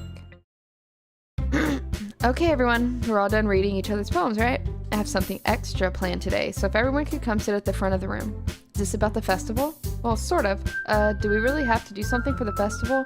It's not like we can put together anything good in just a few days. We'll just end up embarrassing ourselves instead of getting any new members. That's a concern of mine as well. I don't really do well with last-minute preparations. Don't worry so much. We're gonna keep it simple, okay? We won't need much more than a few decorations. Sayori has been working on posters, and I've designed some pamphlets we can give out during the event. Okay, that's great and all, but that doesn't tell us what we're actually going to be doing for the event. Sorry, I thought you heard about it already. We're going to be performing. Performing? Monica? Yeah, we're going to be having a poetry performance. Each of us are going to choose a poem to recite during the event. But the cool part is, we're also going to let everyone else come up with and recite poems too. Sayori's putting it on all the posters in case anyone wants to prepare ahead of time. Sayori, who's been coloring a poster, holds it up for us to see. Are you kidding me, Monica? You didn't already start putting those posters up, did you? Well, I did. You really think it's that bad of an idea? Well, no, it's not a bad idea, but I didn't sign up for this, you know? There's no way I'm going to be performing in front of a group of people like that. I agree with Natsuki. I could never, in my life, do something like that. Imagining it, Yuri shakes her head in fear. Guys, no, Sayori, I understand where they're coming from. Remember that Natsuki and Yuri have never shared their poems with anyone until just a couple days ago. It's a lot to ask for them to recite their poems out loud to a whole room full of people. I guess I kind of overlooked that, so I'm sorry. But I still think we should give it our best. We're the only ones responsible for the fate of this club. If we start the event and each put on a good performance, then it will inspire others to do the same. And the more people who perform, the better we'll be able to show everyone what literature is all about. Yeah, it's about expressing your feelings, being intimate with yourself, finding new horizons, and having fun. That's right. And it's those reasons that we're all in the club today. Don't you want to share that with others, to inspire them to find the same feelings that brought you in here in the first place? I know you do. I know we all do. And if all it takes is standing in front of the room for 2 minutes and reciting a poem, then I know you can do it. Okay. Natsuki and Yuri remain silent. Sayori looks worried. I guess that leaves me no choice. I agree. I don't think it's too much to ask. I think that Sayori and Monica have been trying really hard to get new members. The least we can do is help them out a little bit. Well, maybe, but it looks like Natsuki doesn't have any arguments left. Okay, fine. I guess I'll just have to get over it. Alright. Phew. Thanks, Natsuki. What about you, Yuri? Yuri dejectedly glances around at everyone else's expectant faces. Sigh. I guess I don't really have a choice. That's everyone. You're the best, Yuri. This club is seriously going to be the death of me. Oh gosh, you'll be fine, Yuri. But anyway, let's move on to the main event. I want each of you to choose a poem of yours. We're going to practice reciting them in front of each other. No way. Monica, this is too sudden. Well, if you can't recite your poem in front of the club, how do you expect to do it in front of strangers? Oh no. Don't worry. I'll start off to help everyone feel a little more comfortable. Can I go next? Of course. Now, let's see. Monica flips through her notebook to the specific poem she has in mind for herself. She then stands behind the podium. The title of this poem is The Way They Fly. Monica begins reciting her poem. Her clear, confident voice fills the room. More than that, her inflection is pristine. She knows exactly how to apply emotion behind each line she recites, bringing the words to life. Is this something she's done before, or is she simply a natural? I glance around me. Everyone has their eyes on Monica. Sayori looks amazed. Yuri has an intense expression on her face that I don't understand. Finally, Monica finishes recitation. The four of us applaud. Monica takes a breath and smiles. That was so good, Monica. Thank you very much. I was just hoping to set a good example. Are you ready to go next, Yuri? I'll go next. Oh, what? Yuri's fired up all of a sudden. Yuri clutches a sheet of paper between her hands and stands up. Keeping her head down, she walks quickly over to the podium. This poem is called... Yuri anxiously glances at each of us. You can do it, Yuri. It's called After Image of a Crimson Eye. Yuri's voice shakes as she starts reading the poem. Just a moment ago, she practically refused to do this. What the fuck? Why is there a baby? Because he was wide awake when I walked in there. He was just staring like Dude, you look so cool. Your little tank top. Oh, you're so cool. Okay. Why is she suddenly putting in so much effort? As Yuri gets past the first couple of lines, her voice changes. It's almost like what happens when Yuri gets absorbed into her books. Her quivering words transform into the sharp syllables of a fierce and confident woman. Now, Bubba's. Hi, baby boy. The poem is full of twists and turns in its structure that she enunciates with perfect timing. This must be a rare glimpse into the whirling fire Yuri keeps concealed inside her head. No, motherfucking not. Yeah. Suddenly, she's finished. Everyone is stunned. Yuri snaps back into reality and glances around her as if she bewildered even herself. It's up to me to save this situation. I'm the first to start applauding. Everyone joins me afterward, and we give Yuri the recognition she deserves. It's not that we didn't want to applaud her, but we were caught so off guard that we must have forgotten. As we applaud, Yuri holds a poem to her chest and rushes back into her seat. Yuri, that was really good. Thank you for sharing. Looks like Yuri is down for the count. Okay, I guess I'm next then. Yuri hops out of her chair and cheerfully walks to the podium. This one's called My Meadow. Ah. Sorry, I giggled. Yuri, it's a lot harder than I thought. How did you guys do it so easily? Try not to think of it like you're reciting to other people. Imagine you're reciting it to yourself, like in front of a mirror or in your own head. It's your poem, so it'll come out the best that way. I see. Okay then. Yuri begins her poem. Somehow it feels like her soft voice was made as a perfect match. This poem isn't aimlessly cheery like Sayori's. It's serene and bittersweet. If I were to read this on paper, I probably wouldn't think much of it, but hearing it come from Sayori's voice also gives it a whole new meaning. Maybe this is what Sayori meant when she said she likes my poems. It's like I get to reach more deeply into someone I thought I knew through and through. Sayori finishes and we applaud. I did it. Great job, Sayori. Even Tanya liked it. I guess it's a good sign. What does that even mean? It came out nicely, Sayori. The atmosphere of the poem fits you really nicely, but it might be that other poems wouldn't work quite as well with that kind of delivery. I don't really understand. In other words, I've seen poems of yours where that sort of gentle delivery wouldn't work as well. They might need a little more force behind them, demanding on what you're reading. Oh, I know what you mean. I've been practicing that kind of thing. It's just embarrassing to do in front of everyone. Then, next time I'm going to make you pick a poem that challenges you a little more. We don't have much time before the festival, you know? Okay. Now, who's next? Natsuki? Don't make me go before Tanya. It's not like I can compare to you guys anyway. Might as well let Tanya lower everyone's standards a little before I have to do it. Bitch! Natsuki. It's fine. I might as well get it over with. But it's not like I have much of a selection of what to read. I'll just have to go with what I wrote for today. I stand up and step in front of the podium. Everyone has their eyes on me, making me feel terribly awkward, and I recite my poem.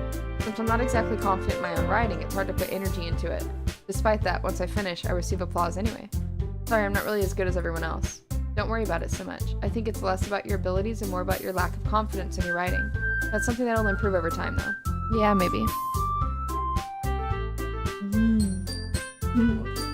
Alright then. That just leaves you, Natsuki. Yeah, I'm going. Natsuki begrudgingly gets out of her seat and makes her way to the podium. Yeah. Huh? Okay. Handsomest boy. You know what? Come here. Miss Play this. I miss you. Hi. Literally. Hi. My handsome boy.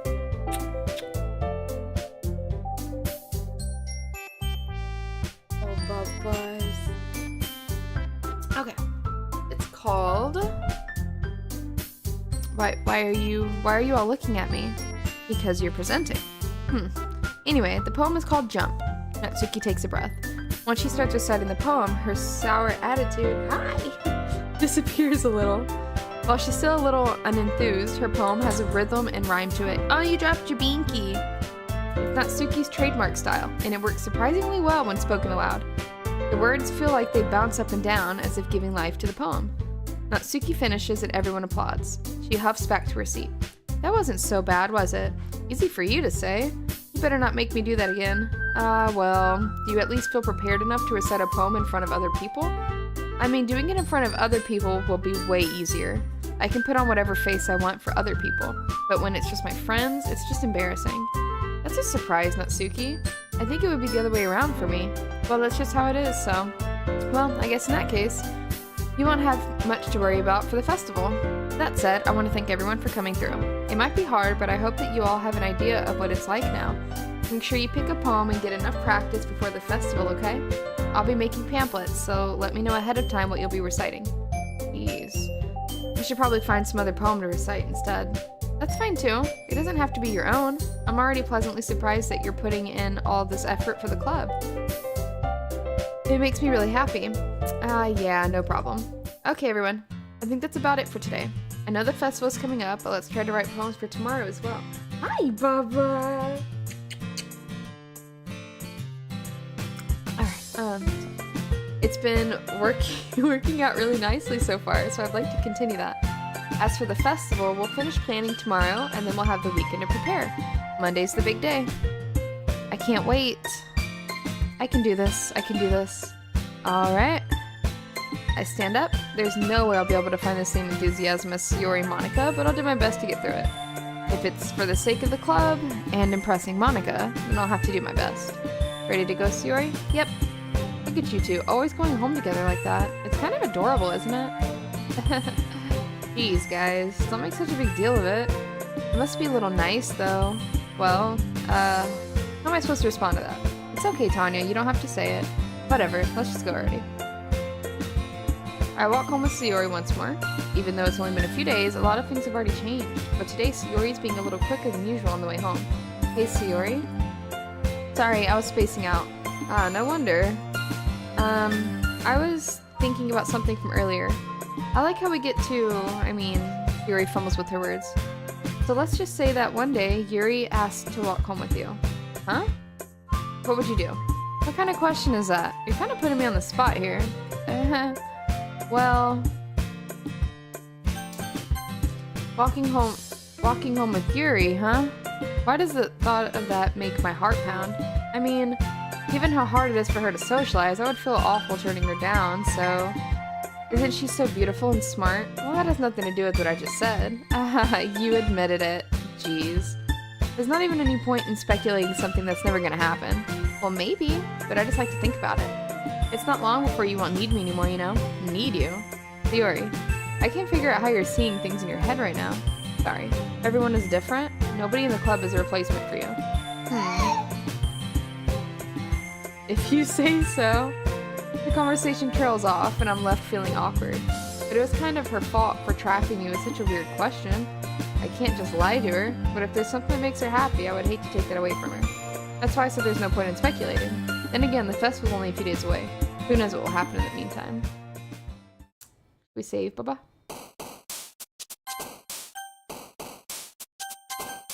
Alright, another one.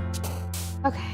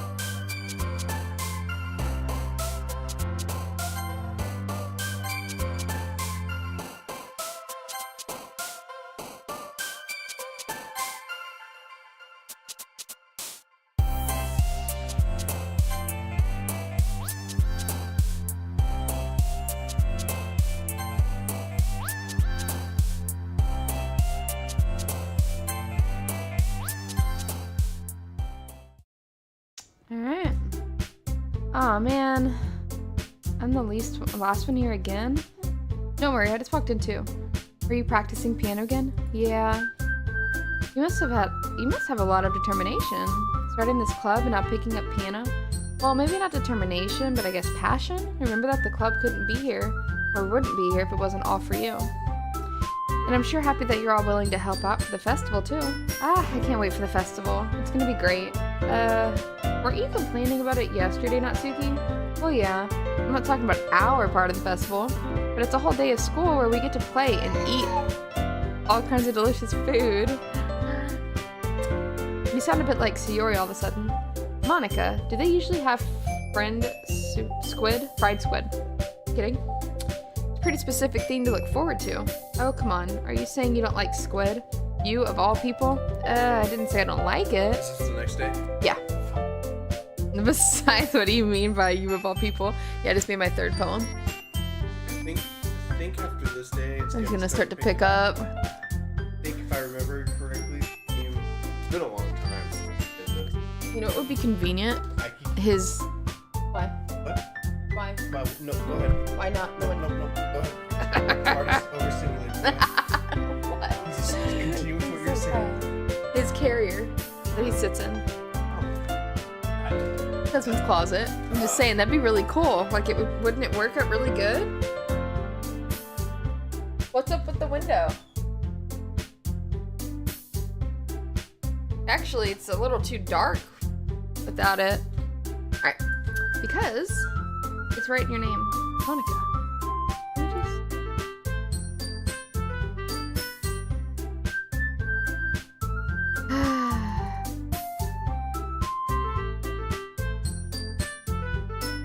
We're just gonna skip a little bit. That's a little strange, but have you noticed anything up with Sayori recently? Anything up with her? In what way do you mean? Maybe I'm reading into it a little too much, but she seems a bit downcast today. Oh, you think so? Yeah, I remember it too. It zips together. That zips onto you. What? Yeah. Zip together.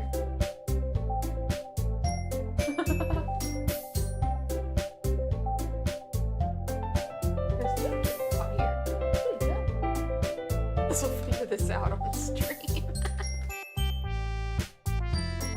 Your boys. Oh my chunky butt. The chunky butt. The mommy's guy. Mommy's guy. Yeah.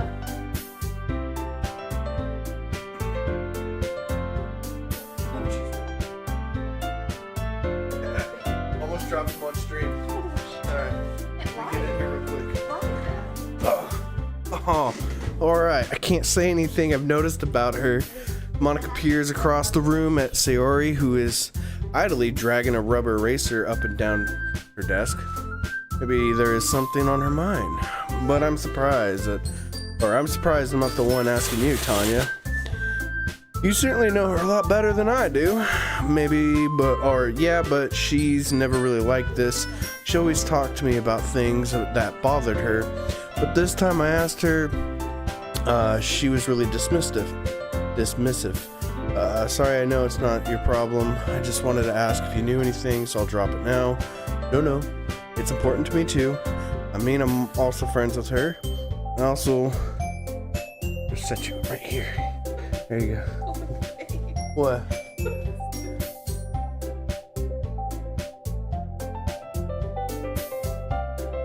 Put it over here. Not right. Yeah, it's probably backwards. Anyways, you let me figure it out, so that's the first problem. I also care a lot of the well-being of my club members, you know? Maybe I'll try talking to her myself. Are you sure about that? You seemed like she wanted to be left alone. Are you sure? Maybe she just has a hard time bringing it up with a person of interest. Person of interest? What do you mean by that? I'm saying that maybe the thing on her mind is you, Tanya. Yeah, me. How on earth would you come to that conclusion? Well, probably shouldn't say too much, but Sayori talks about you more than anyone else I know. She's been so much happier ever since you joined the club. It's like an extra weight was it's like an extra light was turned on inside her. Jesus. What? Oh, that's what she said in the dialogue. She was like, what? No way. No way. Look. No way. Baby. What? What the? You gotta unzip it and figure it out. I did. I just put it back on. Okay. It goes on that way. Look, the straps go over. Oh, unfucking clip this. Jesus Christ. Oh, what? Now you put it on. Zip it up. Now you should be able to flip it around. Hi. What's up, Bubbles? Sayori is always like that. She's always been full of sunshine. It's not any different now than it has always been. You're so funny, Tanya. You're so funny. Have you thought that maybe you've always seen her as so cheerful because that's just how she is when she's around you? I said too much. I'm sorry. What do I know anyway? I didn't mean to jump to conclusions, so you should just forget about what I said. I'll try to talk to her, so try not to think about it for now. Alright. Monica smiles meaningfully. I know she said to forget about it, but I already know that I would be able to get her words. I already know I won't be able to get her words out of my head. Monica stands up from her desk and walks across the room to where Sayori is sitting. I watch her kneel down next to Sayori and gently talk to her. But she's keeping her voice so quiet, I can't hear it from here. I sigh and I sat myself down. I know Sayori told me not to worry about her and have fun with everyone else, but that's possible to do when she's behaving like this. Exactly how much do I care about her? That I'm letting this weigh me down so much. Now it feels like I'm the one behaving out of the ordinary. But there's nothing I can do besides wait for Monica. Why does it feel like I'm being watched? I glance around the room. Suddenly, I notice Yuri peering at me from over her book, but she looks away just as quickly as with a flustered look on her face. I realize she won't get anywhere like this. Never really seen Yuri approach anyone or start a conversation on her own accord. So I have no choice but to approach her myself. By now it's a little easier for me to do that. I stand up from my desk and I sit in one next to her. 10 years later. Alright, I covered part of the game for you. There you go, have fun. Wait. Booty. He hasn't done this since he was 2.5 months old. Might be too big for this. No, it's supposed to be like a whole for a long time.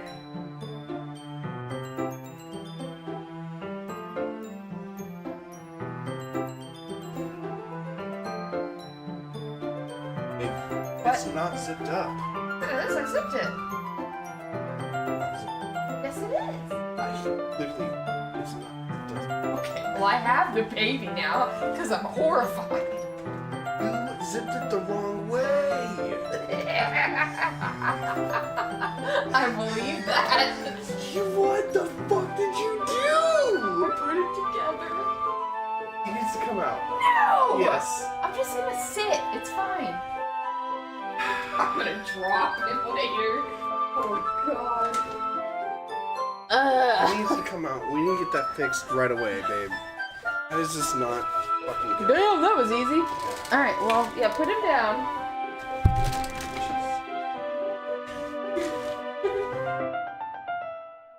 Bubba, you're coming back from mommy. Stop with your legs. He's like, no, I like that. Wait.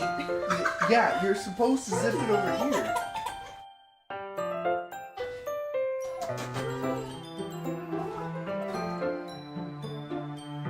Hey.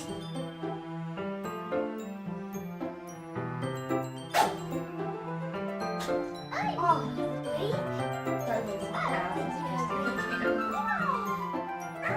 See this bullshit. Is now also a tutorial. No, don't sue me. Not trademarked. Look, how does this? You fucked it up. No, I didn't. He already undid what I did. Okay, yeah, the zippers. See, I did do it right. I did. Got buttons. It's fine. Sure. Alright. Oh! Did it unbutton? Doesn't mean.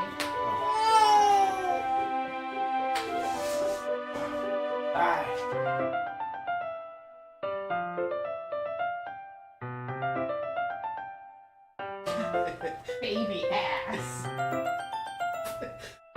Hey, get his legs in there. Get his legs in there. What the f? There you go. Cutting it over my tits. Well.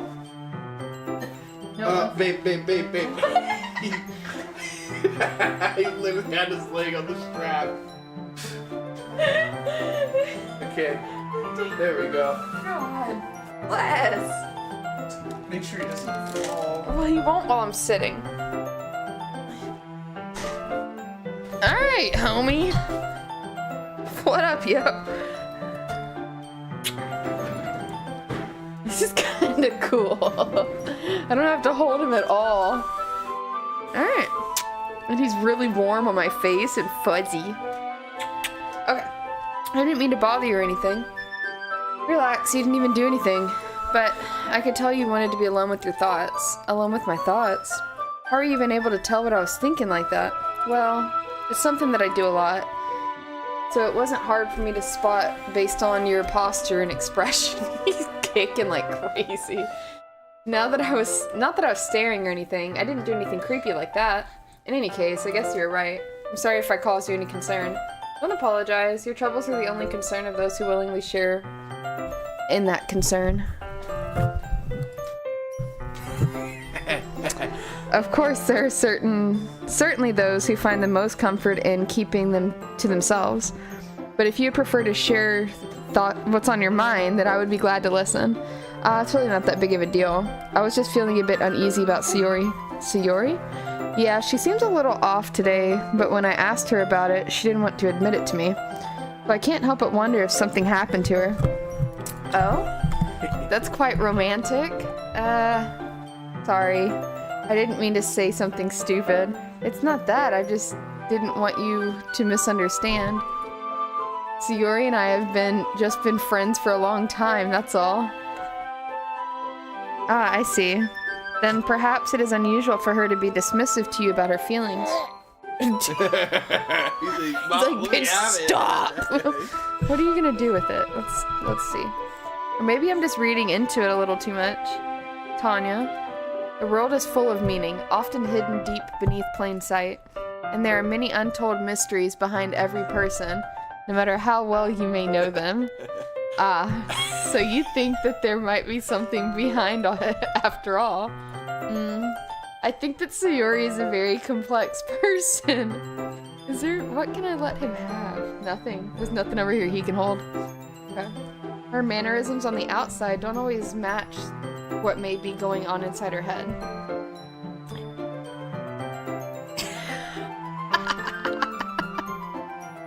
Stupid. And she may not always know what she wants. I noticed her strange behavior today too. I also feel some concerns for her. But in your case, it looked like she was fully occupying your thoughts, wasn't she? Well, I guess that was the case. Oh, I did have to make a choice earlier of who I would walk home with. I chose Yuri. You did? Yeah. Oh, then you're close. Okay, cool. Yeah, I remember Yuri. that. Okay. She really means a lot to you, doesn't she? I guess.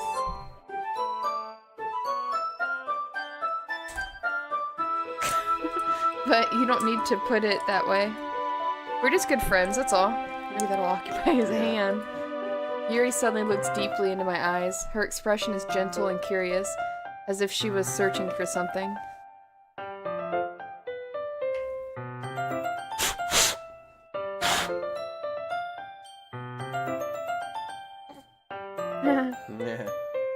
Her expression is gentle and curious, as if she was searching for something.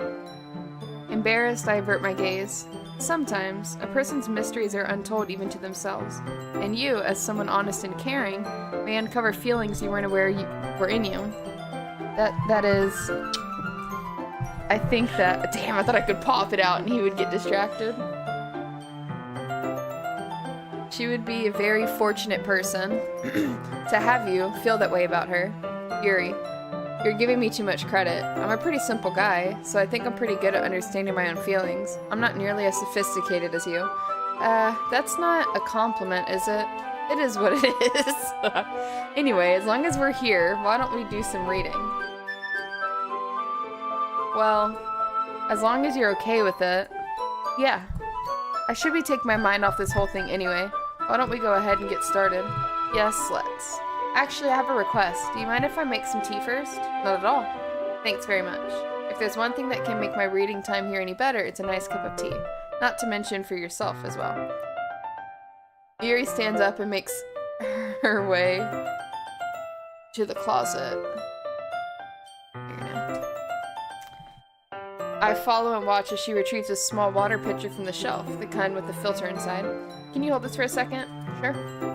Yuri hands me the water pitcher and also fetches an electric kettle. I'm going... What was that? Never heard that sound here. Is that your work phone? I'm going to plug this in at the teacher's desk and then we'll go get some water.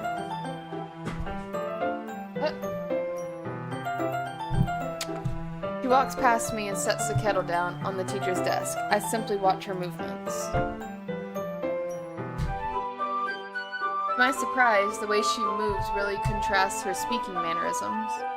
Especially because of her long legs, Yuri appears elegant and methodical. Okay, may I have the water pitcher? Thanks, I'll be right back. Ah, I might as well walk with you. Yeah, why not? Shall we go then? Yeah. Where are you two off to? Yuri was gonna make some tea, so I suddenly realized how weird it sounds to explain this to Monica. We're just filling the water pitcher. Ah, okay. Sorry, I was just a bit curious. That's kind of a one-person job, isn't it? Monica, please mind your own business for once. Or do you want to tell me there's something wrong with helping involve Tanya in club activities? My mouth gapes. I suppose there's nothing wrong with that. Then let's go, Tanya. Yuri quickly exits the room, and I follow.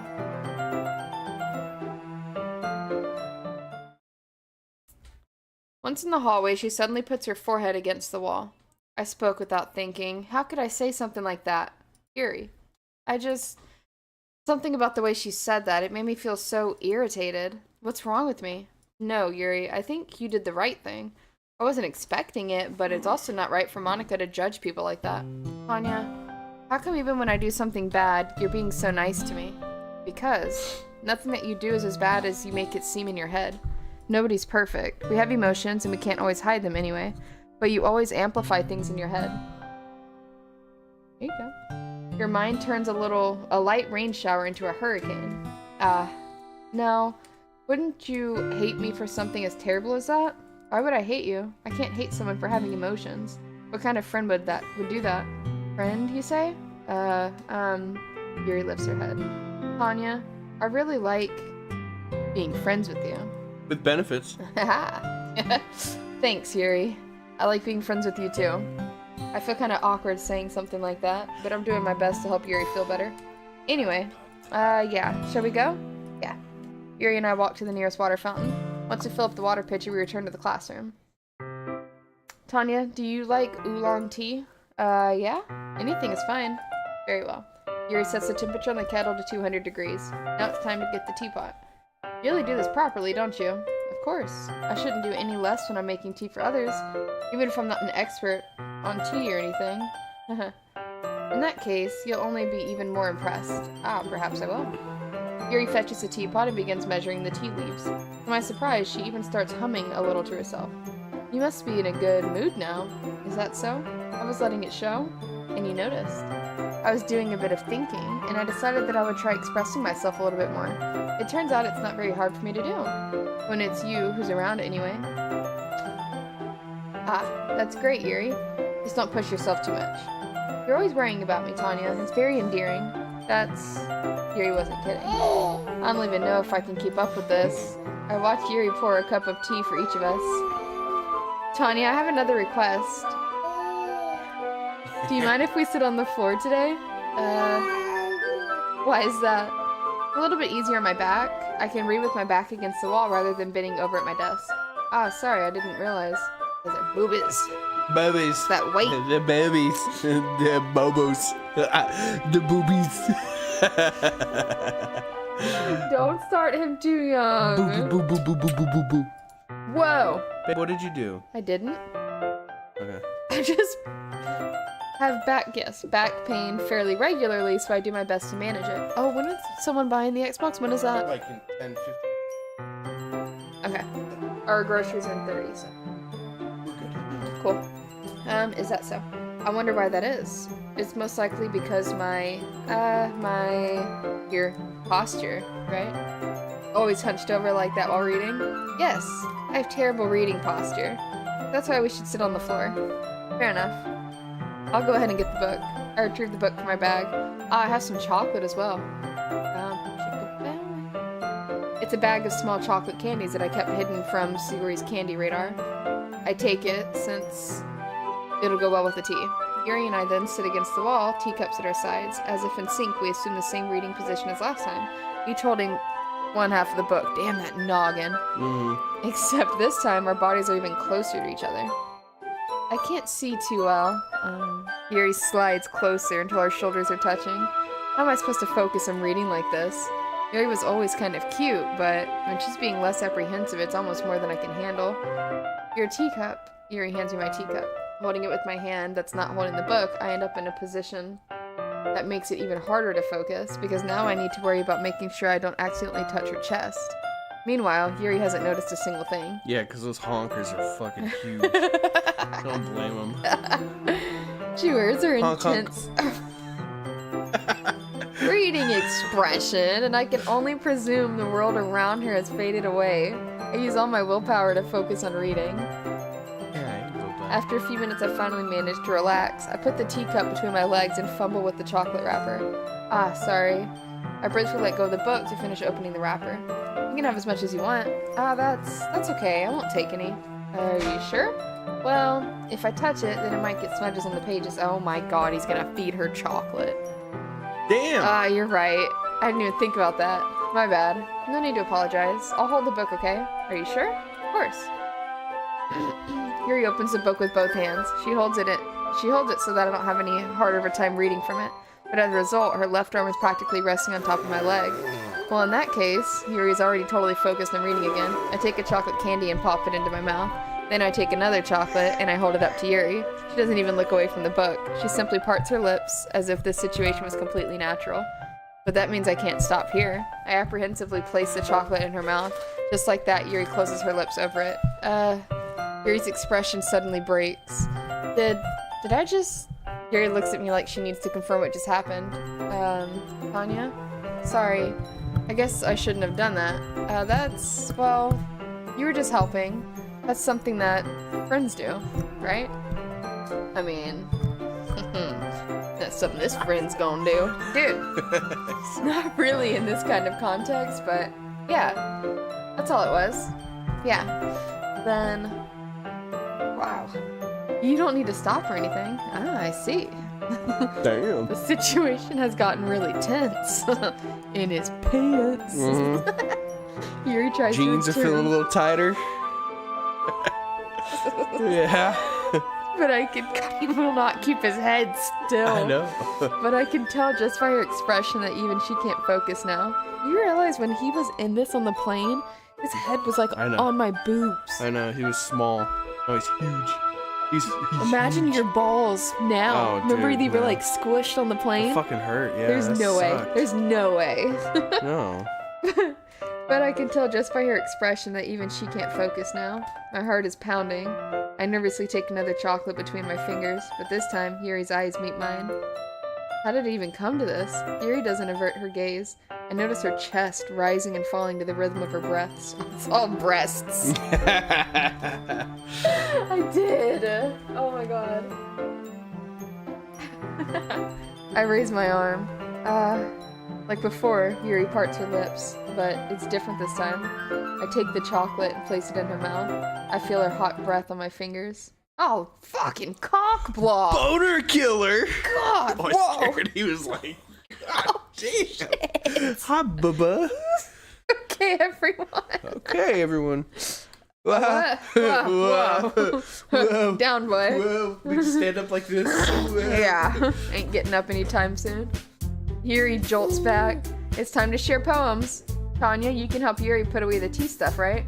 Yeah, of course. Yeah. In a minute. Yeah, in a minute. Give me a Hold on. second. Okay, thanks. The spell is abruptly broken. I'll take care of the cups. Yeah. Yuri picks up the teacups from the floor. I put up the bag of chocolates. In the end, we hastily clean up without so much as a word between us.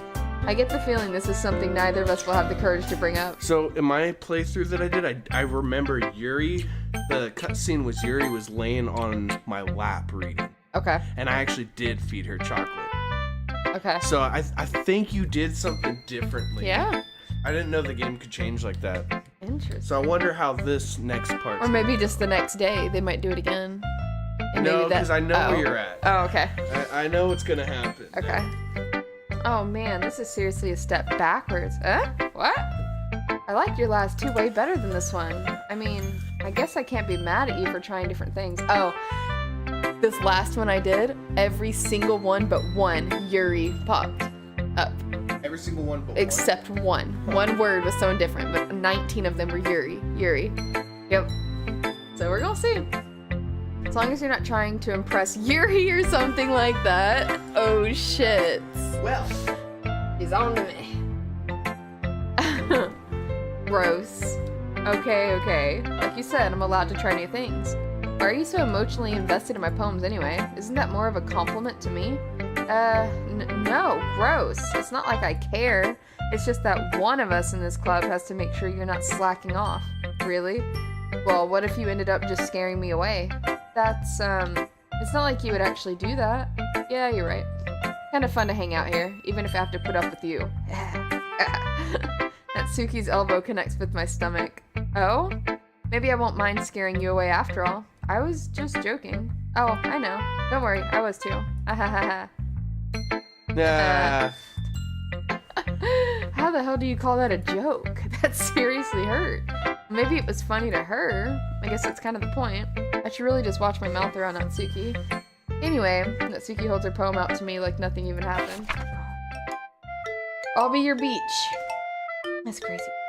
Alright, your mind is so full of troubles and fears that diminished your wonder over the years, but today I have a special place, a beach for us to go.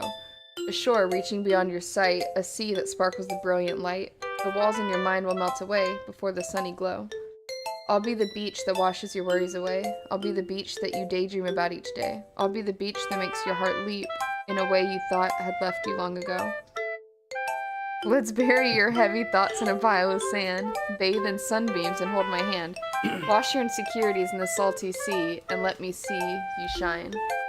Let's leave your memories in a footprint trail, set you free in my windy sail, and remember the reasons you're wonderful when you press your lips to mine. I'll be the beach that washes your worries away. I'll be the beach that you daydream about each day. I'll be the beach that makes your heart leap in a way that you thought you had left you long ago. But if you let me by your side, your own beach, your own escape, you'll learn to love yourself again. That was nice. Yeah. It is better than spiders. I felt like I kept writing about negative things, so I wanted to write something with a nice message for once. Good motherfucking call. I was about to call a psych ward. Yeah. Besides, the beach is awesome. Kinda hard to write anything negative about the beach. But you decided to write about the beach first and then came up with the message later. Yeah, well, it's only because of what happened yesterday. I mean, after Yuri and I realized we kind of wrote about the same thing, she wanted to pick a topic and have us both write about it, so whatever. Can you really see her doing that too? Making us write about a simple topic, then trying to impress me by coming up with something all fancy? Well, it's not like I care. I just did it anyway. I mean, I guess mine ended up being kind of metaphorical too. But there's nothing wrong with doing that once in a while. At the very least, it was good practice. Oh wait, when you did this, you went for Yuri as your love interest? Mm-hmm. Yeah. What? That's Yeah. Weird. I know, isn't it? What the hell? Yeah, it's a big bonkers. It's gotta be. It's the big bonkers. Yeah. It's gotta be, yeah. Tanya, your writing has only improved these last few days. Every poem you've shown me has been nothing short of spectacular. Someone here? Is someone here? Yeah, the truck.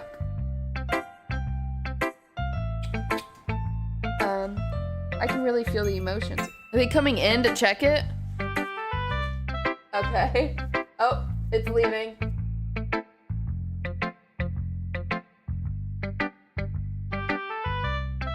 Nope, it's stopping again. It pulled away, now it's reversing back.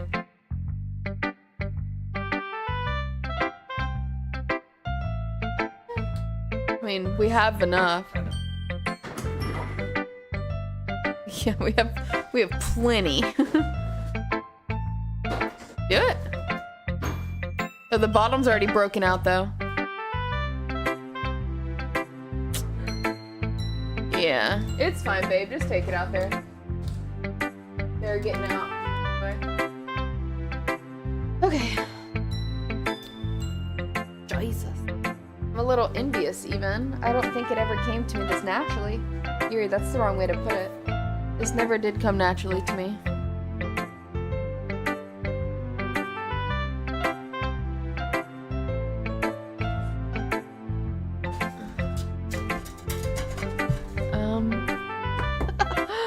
How did that happen? You been sleeping? Thanks. Okay, here. Oh god. That was a weird noise. We were hearing something and I was like, your phone's never made that sound before. It's just some weird sound, I don't know, but AJ was next to me, so I was like, what the heck?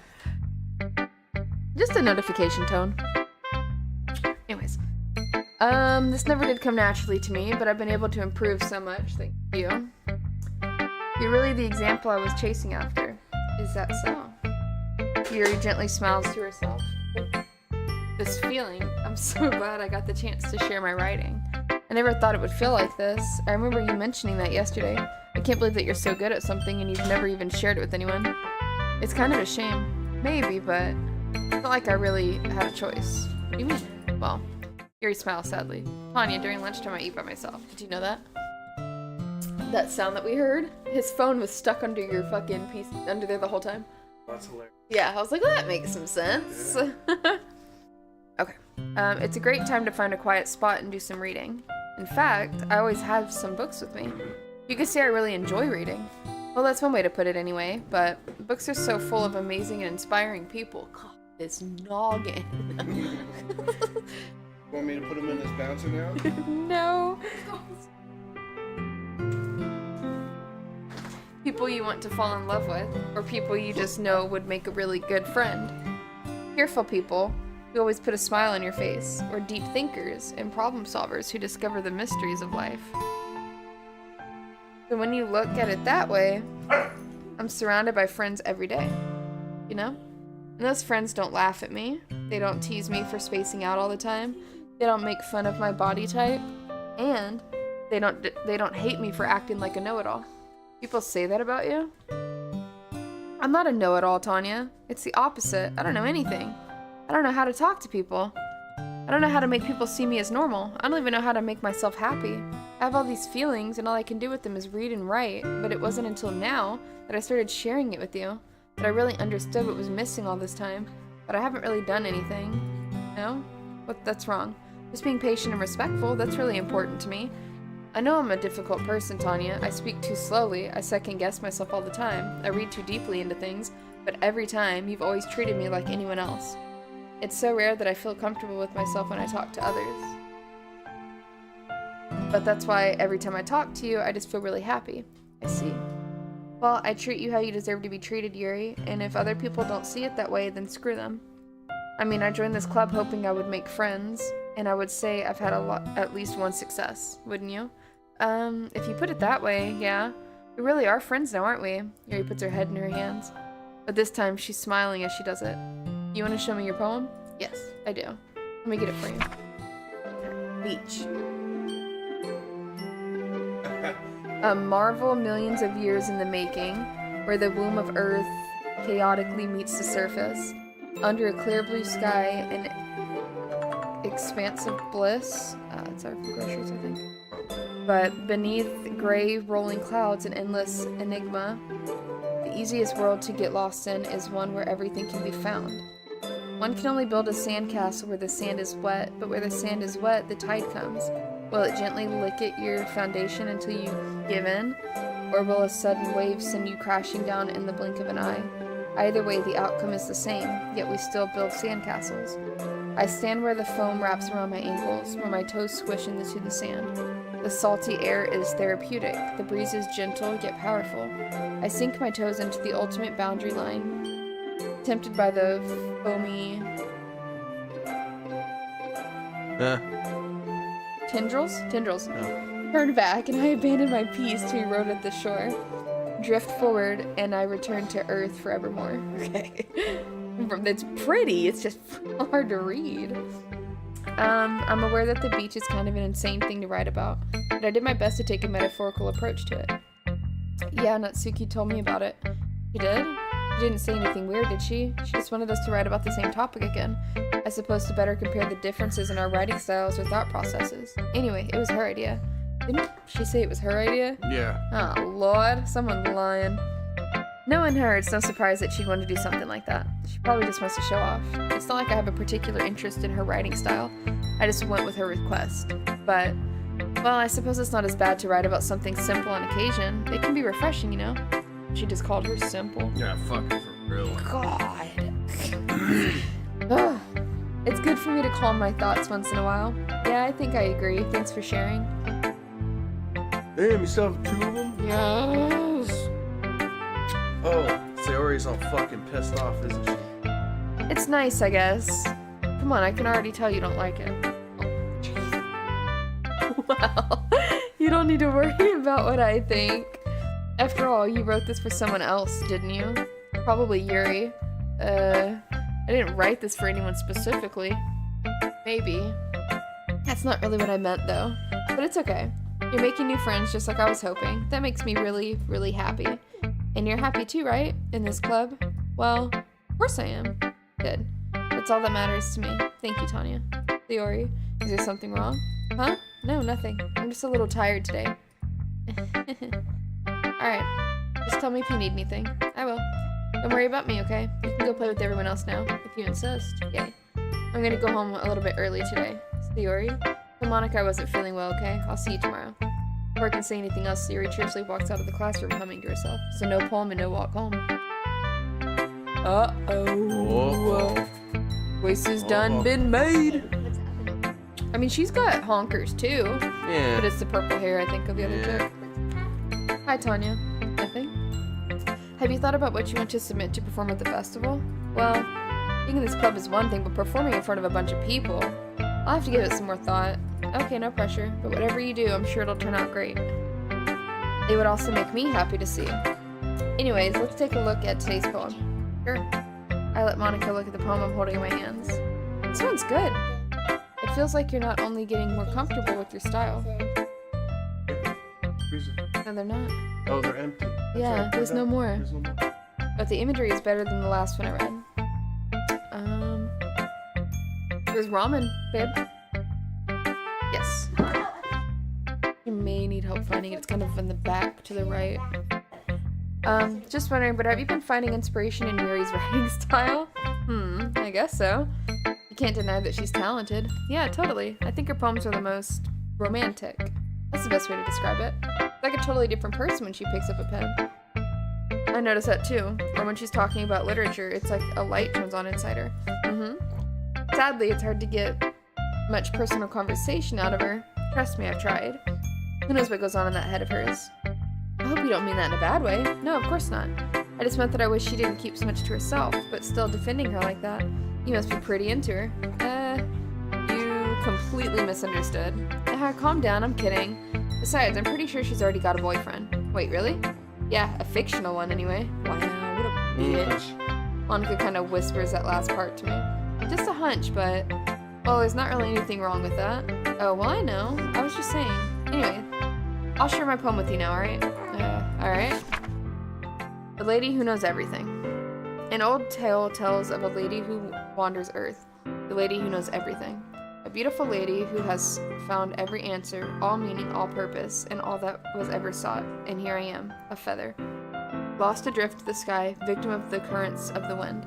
Day after day I search with little hope, knowing legends don't exist.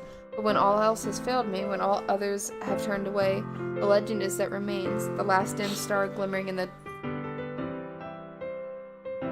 something sky? Tillet side? Yeah, I can't tell. Yeah. I don't know. Until one day, the wind ceases to blow. I fall, and I fall, and fall, and fall even more. Gentle as a feather, a dry quill expressionless. But a hand touches me between the thumb and forefinger. The hand of a beautiful lady. I look at her eyes and find no end to her gaze.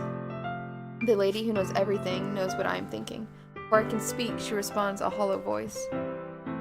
I have found every answer, all of which amount to nothing. There is no meaning, there is no purpose, and we seek only the impossible. I am not your legend. Your legend does not exist. And with a breath, she blows me back afloat, and I pick up a gust of wind. I like that one, actually. Mm-hmm. You know, I feel like learning and looking for answers are sort of things that give life meaning. Not to get too philosophical or anything, but it was kind of my mind, so that's what I wrote about. I see. I never really put much thought into it. In a way, it's almost paradoxical, because if we had all the answers, wouldn't the world start to lose its meaning? You know, there's one thing I noticed, I think. It seems like everyone in the club prefers writing about things that are more sad than happy. Are you surprised? I mean, if everything was okay, we wouldn't really have anything to write about, would we? Humans aren't two-dimensional creatures. I think you'd know that better than anyone. You mean one-dimensional? Yeah, that. Wow. Anyway, here's Monica's writing tip of the day. Are you ever too shy to share your writing because you're afraid it's not that good?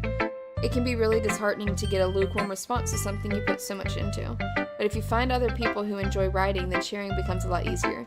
Because instead of just telling you that your writing is good, or okay, or bad, they'll want to focus more on everything that went into it and the things you can work on. And it's much more encouraging that way, and it will make you want to continue improving. It's almost like having your own little literature club, don't you think? That's my advice for today. Thanks for listening. Okay, you three, we're all done sharing poems, right? Why don't we start figuring out... Hold on a second. Is it just me, or did you say something strange just now? Something did sound a bit unusual. That's right. You deviated from your usual catchphrase when addressing the club. Catchphrase? I don't have a catchphrase. Jeez, why is the mood so weird today? Look, even Yuri isn't immune to it. Stagnating air is common foreshadowing that something terrible is about to happen. In your books, maybe.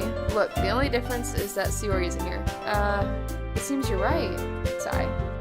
Sayori always helps lighten the mood a little bit, doesn't she? Almost like everyone's balance is thrown off a little when she's not around. Where the heck did she run off to anyway? I thought she just went to pee. Natsuki, please show some decency. Oh, come on. She actually wasn't feeling too well and went home early. Is that so? I hope she's alright. Seriously? Of all the times to not go home with her, you picked the time she's not feeling well? Too much for you two being all lovey-dovey. No? First of all, stop misunderstanding my friendship with Sayori. And second, she's kind of been avoiding me today, so I didn't want to force it. Oh. There we go. Much better, thank you. That curious expression coming from Yuri, of all people. Calm down, guys. I talked to her earlier and everything's fine. What did she say? Anyway, we need to figure out the rest of the festival preparations, so let's decide what everyone will be doing this weekend. I already know what I'm doing. That's right. Natsuki will be making cupcakes. We might need a lot of them in different flavors. Can you handle that all by yourself, Natsuki? Challenge accepted. And as for myself, I'm going to be printing and assembling all the poetry pamphlets. Sayori will be helping me design them. And as for Yuri, you can, guys, can you help me come up with something for Yuri? I'm useless. No, that's not it at all. You're the most talented person here, you know? Now Natsuki's pouting too? Jeez. Even I can tell now. I guess I never gave Sayori enough credit, but I can tell things are even harder on you when she's not around. That may be the case, but if I can't also be a leader on my own, then I won't grow as a person. So Yuri, you have beautiful handwriting, you know? You should make some banners and decorations to help set the atmosphere. Atmosphere? About that. I love atmosphere. Yuri's expression suddenly changes as she stares at her desk in focus and starts nodding to herself. Your mind is already racing, I see. That's great. It'll be a wonderful help, Yuri. But anyway, that just leaves you, Tanya. The one who is truly useless. Don't say that. In fact, both Natsuki and Yuri have some pretty heavy tasks to handle. It'd probably go a long way to give one of them a hand. You could always help me out as well. I would be really appreciative of that. Is Monica suggesting I spend the weekend with one of my club members? How on earth are they going to respond to a suggestion like that? I suppose I wouldn't mind a bit of help. Well, even if you don't know how to bake, there's always some dirty work I could give it to you. It's not like Monica's going to give me a choice, and you shouldn't be sitting on your butt anyway. Natsuki tries to mumble a bunch of excuses like that. If I recall, Natsuki, you mentioned that you would handle the baking on your own. Tanya may not like to be around if you only make him out to be a nuisance, so therefore, he may be more suited to assisting with the decorations. Dang, look at her finally speaking up. I know. Hold on. Because she wants that dude. Hard. That I dude. never said that. How hard could it be to make a few decorations anyway? Sounds more like you're just making excuses for Tanya too. What are you saying? It'll be extremely meticulous work. And baking isn't? Just what do you think? Guys, let's settle down for a moment. In the end, I think it's up to Tanya to decide how he'd like to contribute. Besides, he hasn't really gotten the chance to spend any time with me yet, you know? So I'm sure he's interested in. You literally just said, I'm surprised of you as well. Sorry. I was just saying though. Jeez. Can we just settle this already? Yeah. Tanya, you're okay with this, right? In the end, it's up to you. Of course. Very well. In that case, everyone looking straight at me.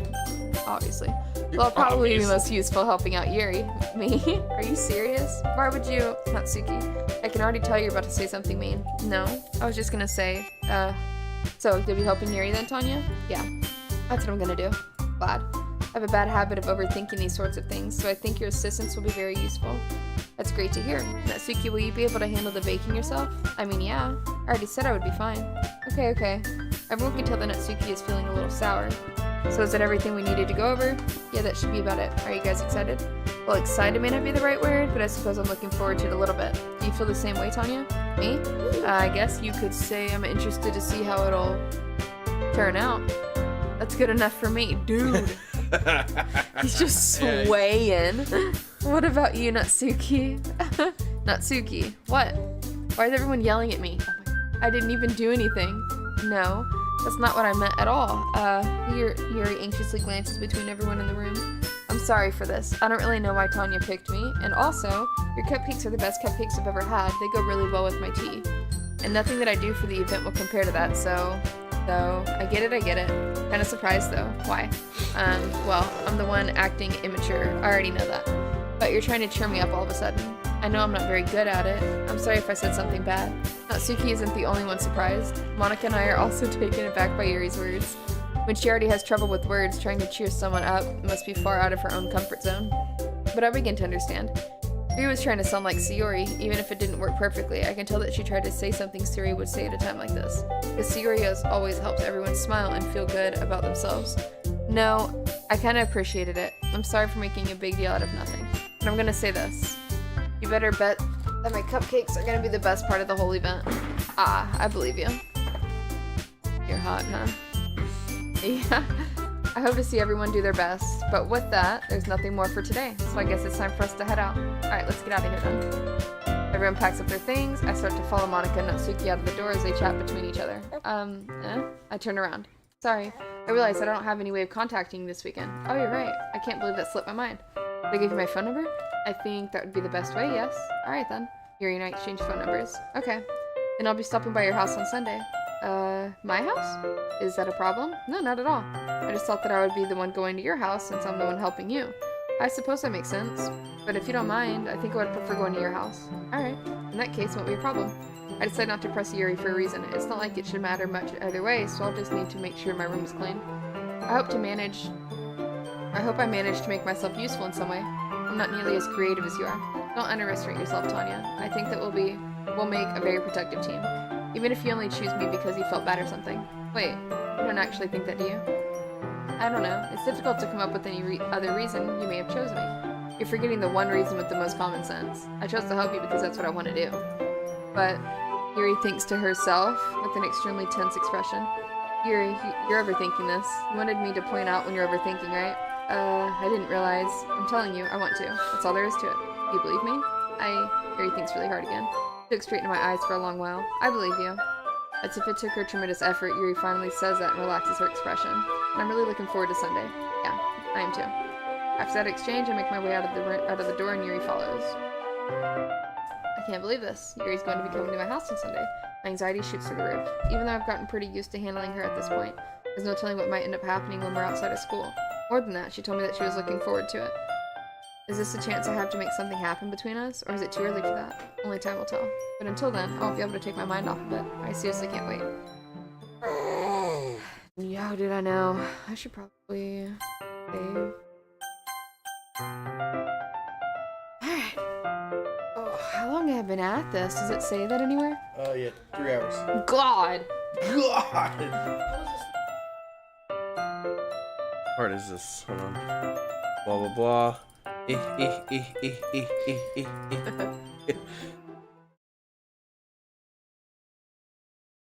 Oh, here you go. Okay. Alright. Once I reached Sayori's house, I knocked on the door before entering it myself. Again, we used to play so often that we've made it a habit of simply entering each other's houses like we were family. All I saw was entering each other, and I thought I was really reading wrong. The house is quiet. Sayori isn't anywhere on the first floor, so I assume she's up in her room. It's already strange of her not to run down and greet me. I head up to her bedroom where I finally find her. Sayori? Hi, Tanya. I sit down in her room. Sayori forces a smile, but it's easy to tell that she's different. There's a minute of silence between us. You haven't come over like this in a long time, have you? I guess you're right. It has been a long time. Not much has really changed, has it? Sayori's room is as messy as it's always been. I also recognize the same stuffed animals and wall decorations that she'd had for years now. If you came over more often, show her the ramen, babe. It wouldn't be such a mess. That's because I end up cleaning it for you. How come you suddenly wanted to come over today? Aren't you supposed to be with Yuri today? Yeah, but wait, how did you know that? Yuri had already left by the time we decided that. Monica told me. Only natural for her to keep me informed about the festival preparations, right? Oh, that's true. What about you? Aren't you going to be helping Monica today? Of course, but I'm just helping her online. We didn't plan to meet or anything. Ah, so it's just me and Yuri then. Yep. More silence.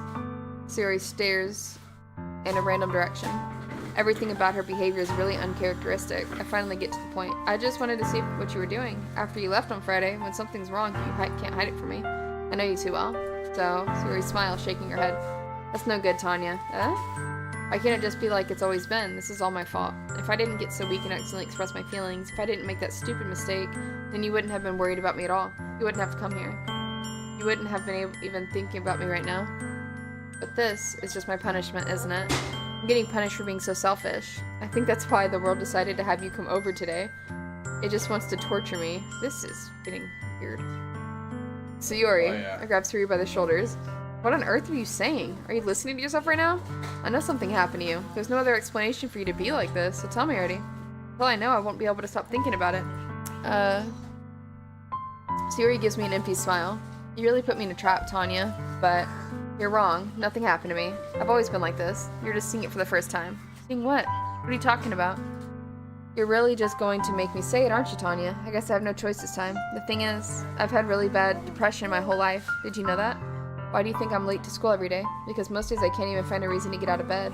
What reason is there to do anything when I fully know how worthless I am? Why go to school? Why eat? Why make friends? Why make other people put their energy and caring to waste by having them spend it on me? That's what it feels like. God damn. God. And that's why I just want to make everyone happy without anyone worrying about me. I'm in shock. I'm in shock. Completely, dude. I can't even figure out how to respond. How is it possible that Sayori kept this from me the entire time that I've known her? Did she really want so badly for me to just not think about her? Why, Sayori? Why is it you never told me about this? It almost feels like I've been betrayed as your close friend. Because if I knew, I would have done everything I could to support you. Even if there's only so much that I could do, I would have tried a little bit harder to make every day a little better for you.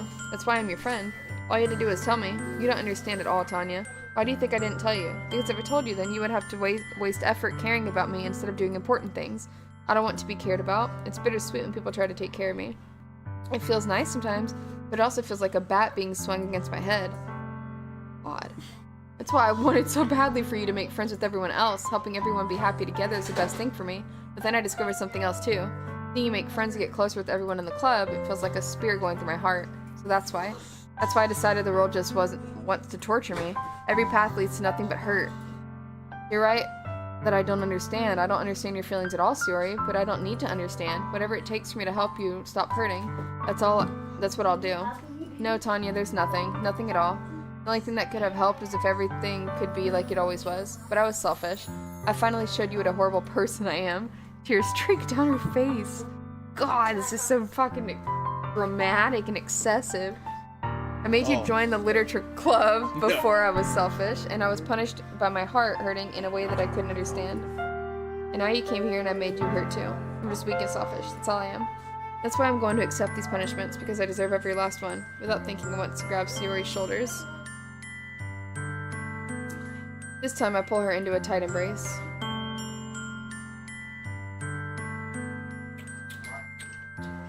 I was literally about to ask, should we pause this or something and go get the groceries? How would I do that? How do we do like a pause situation? Save it. Save it. Save it. And then we'll end the stream for now. And Oh, then okay, so come you back. totally end it. Yep. You don't. Okay, that's what I was wondering. I don't know if you can.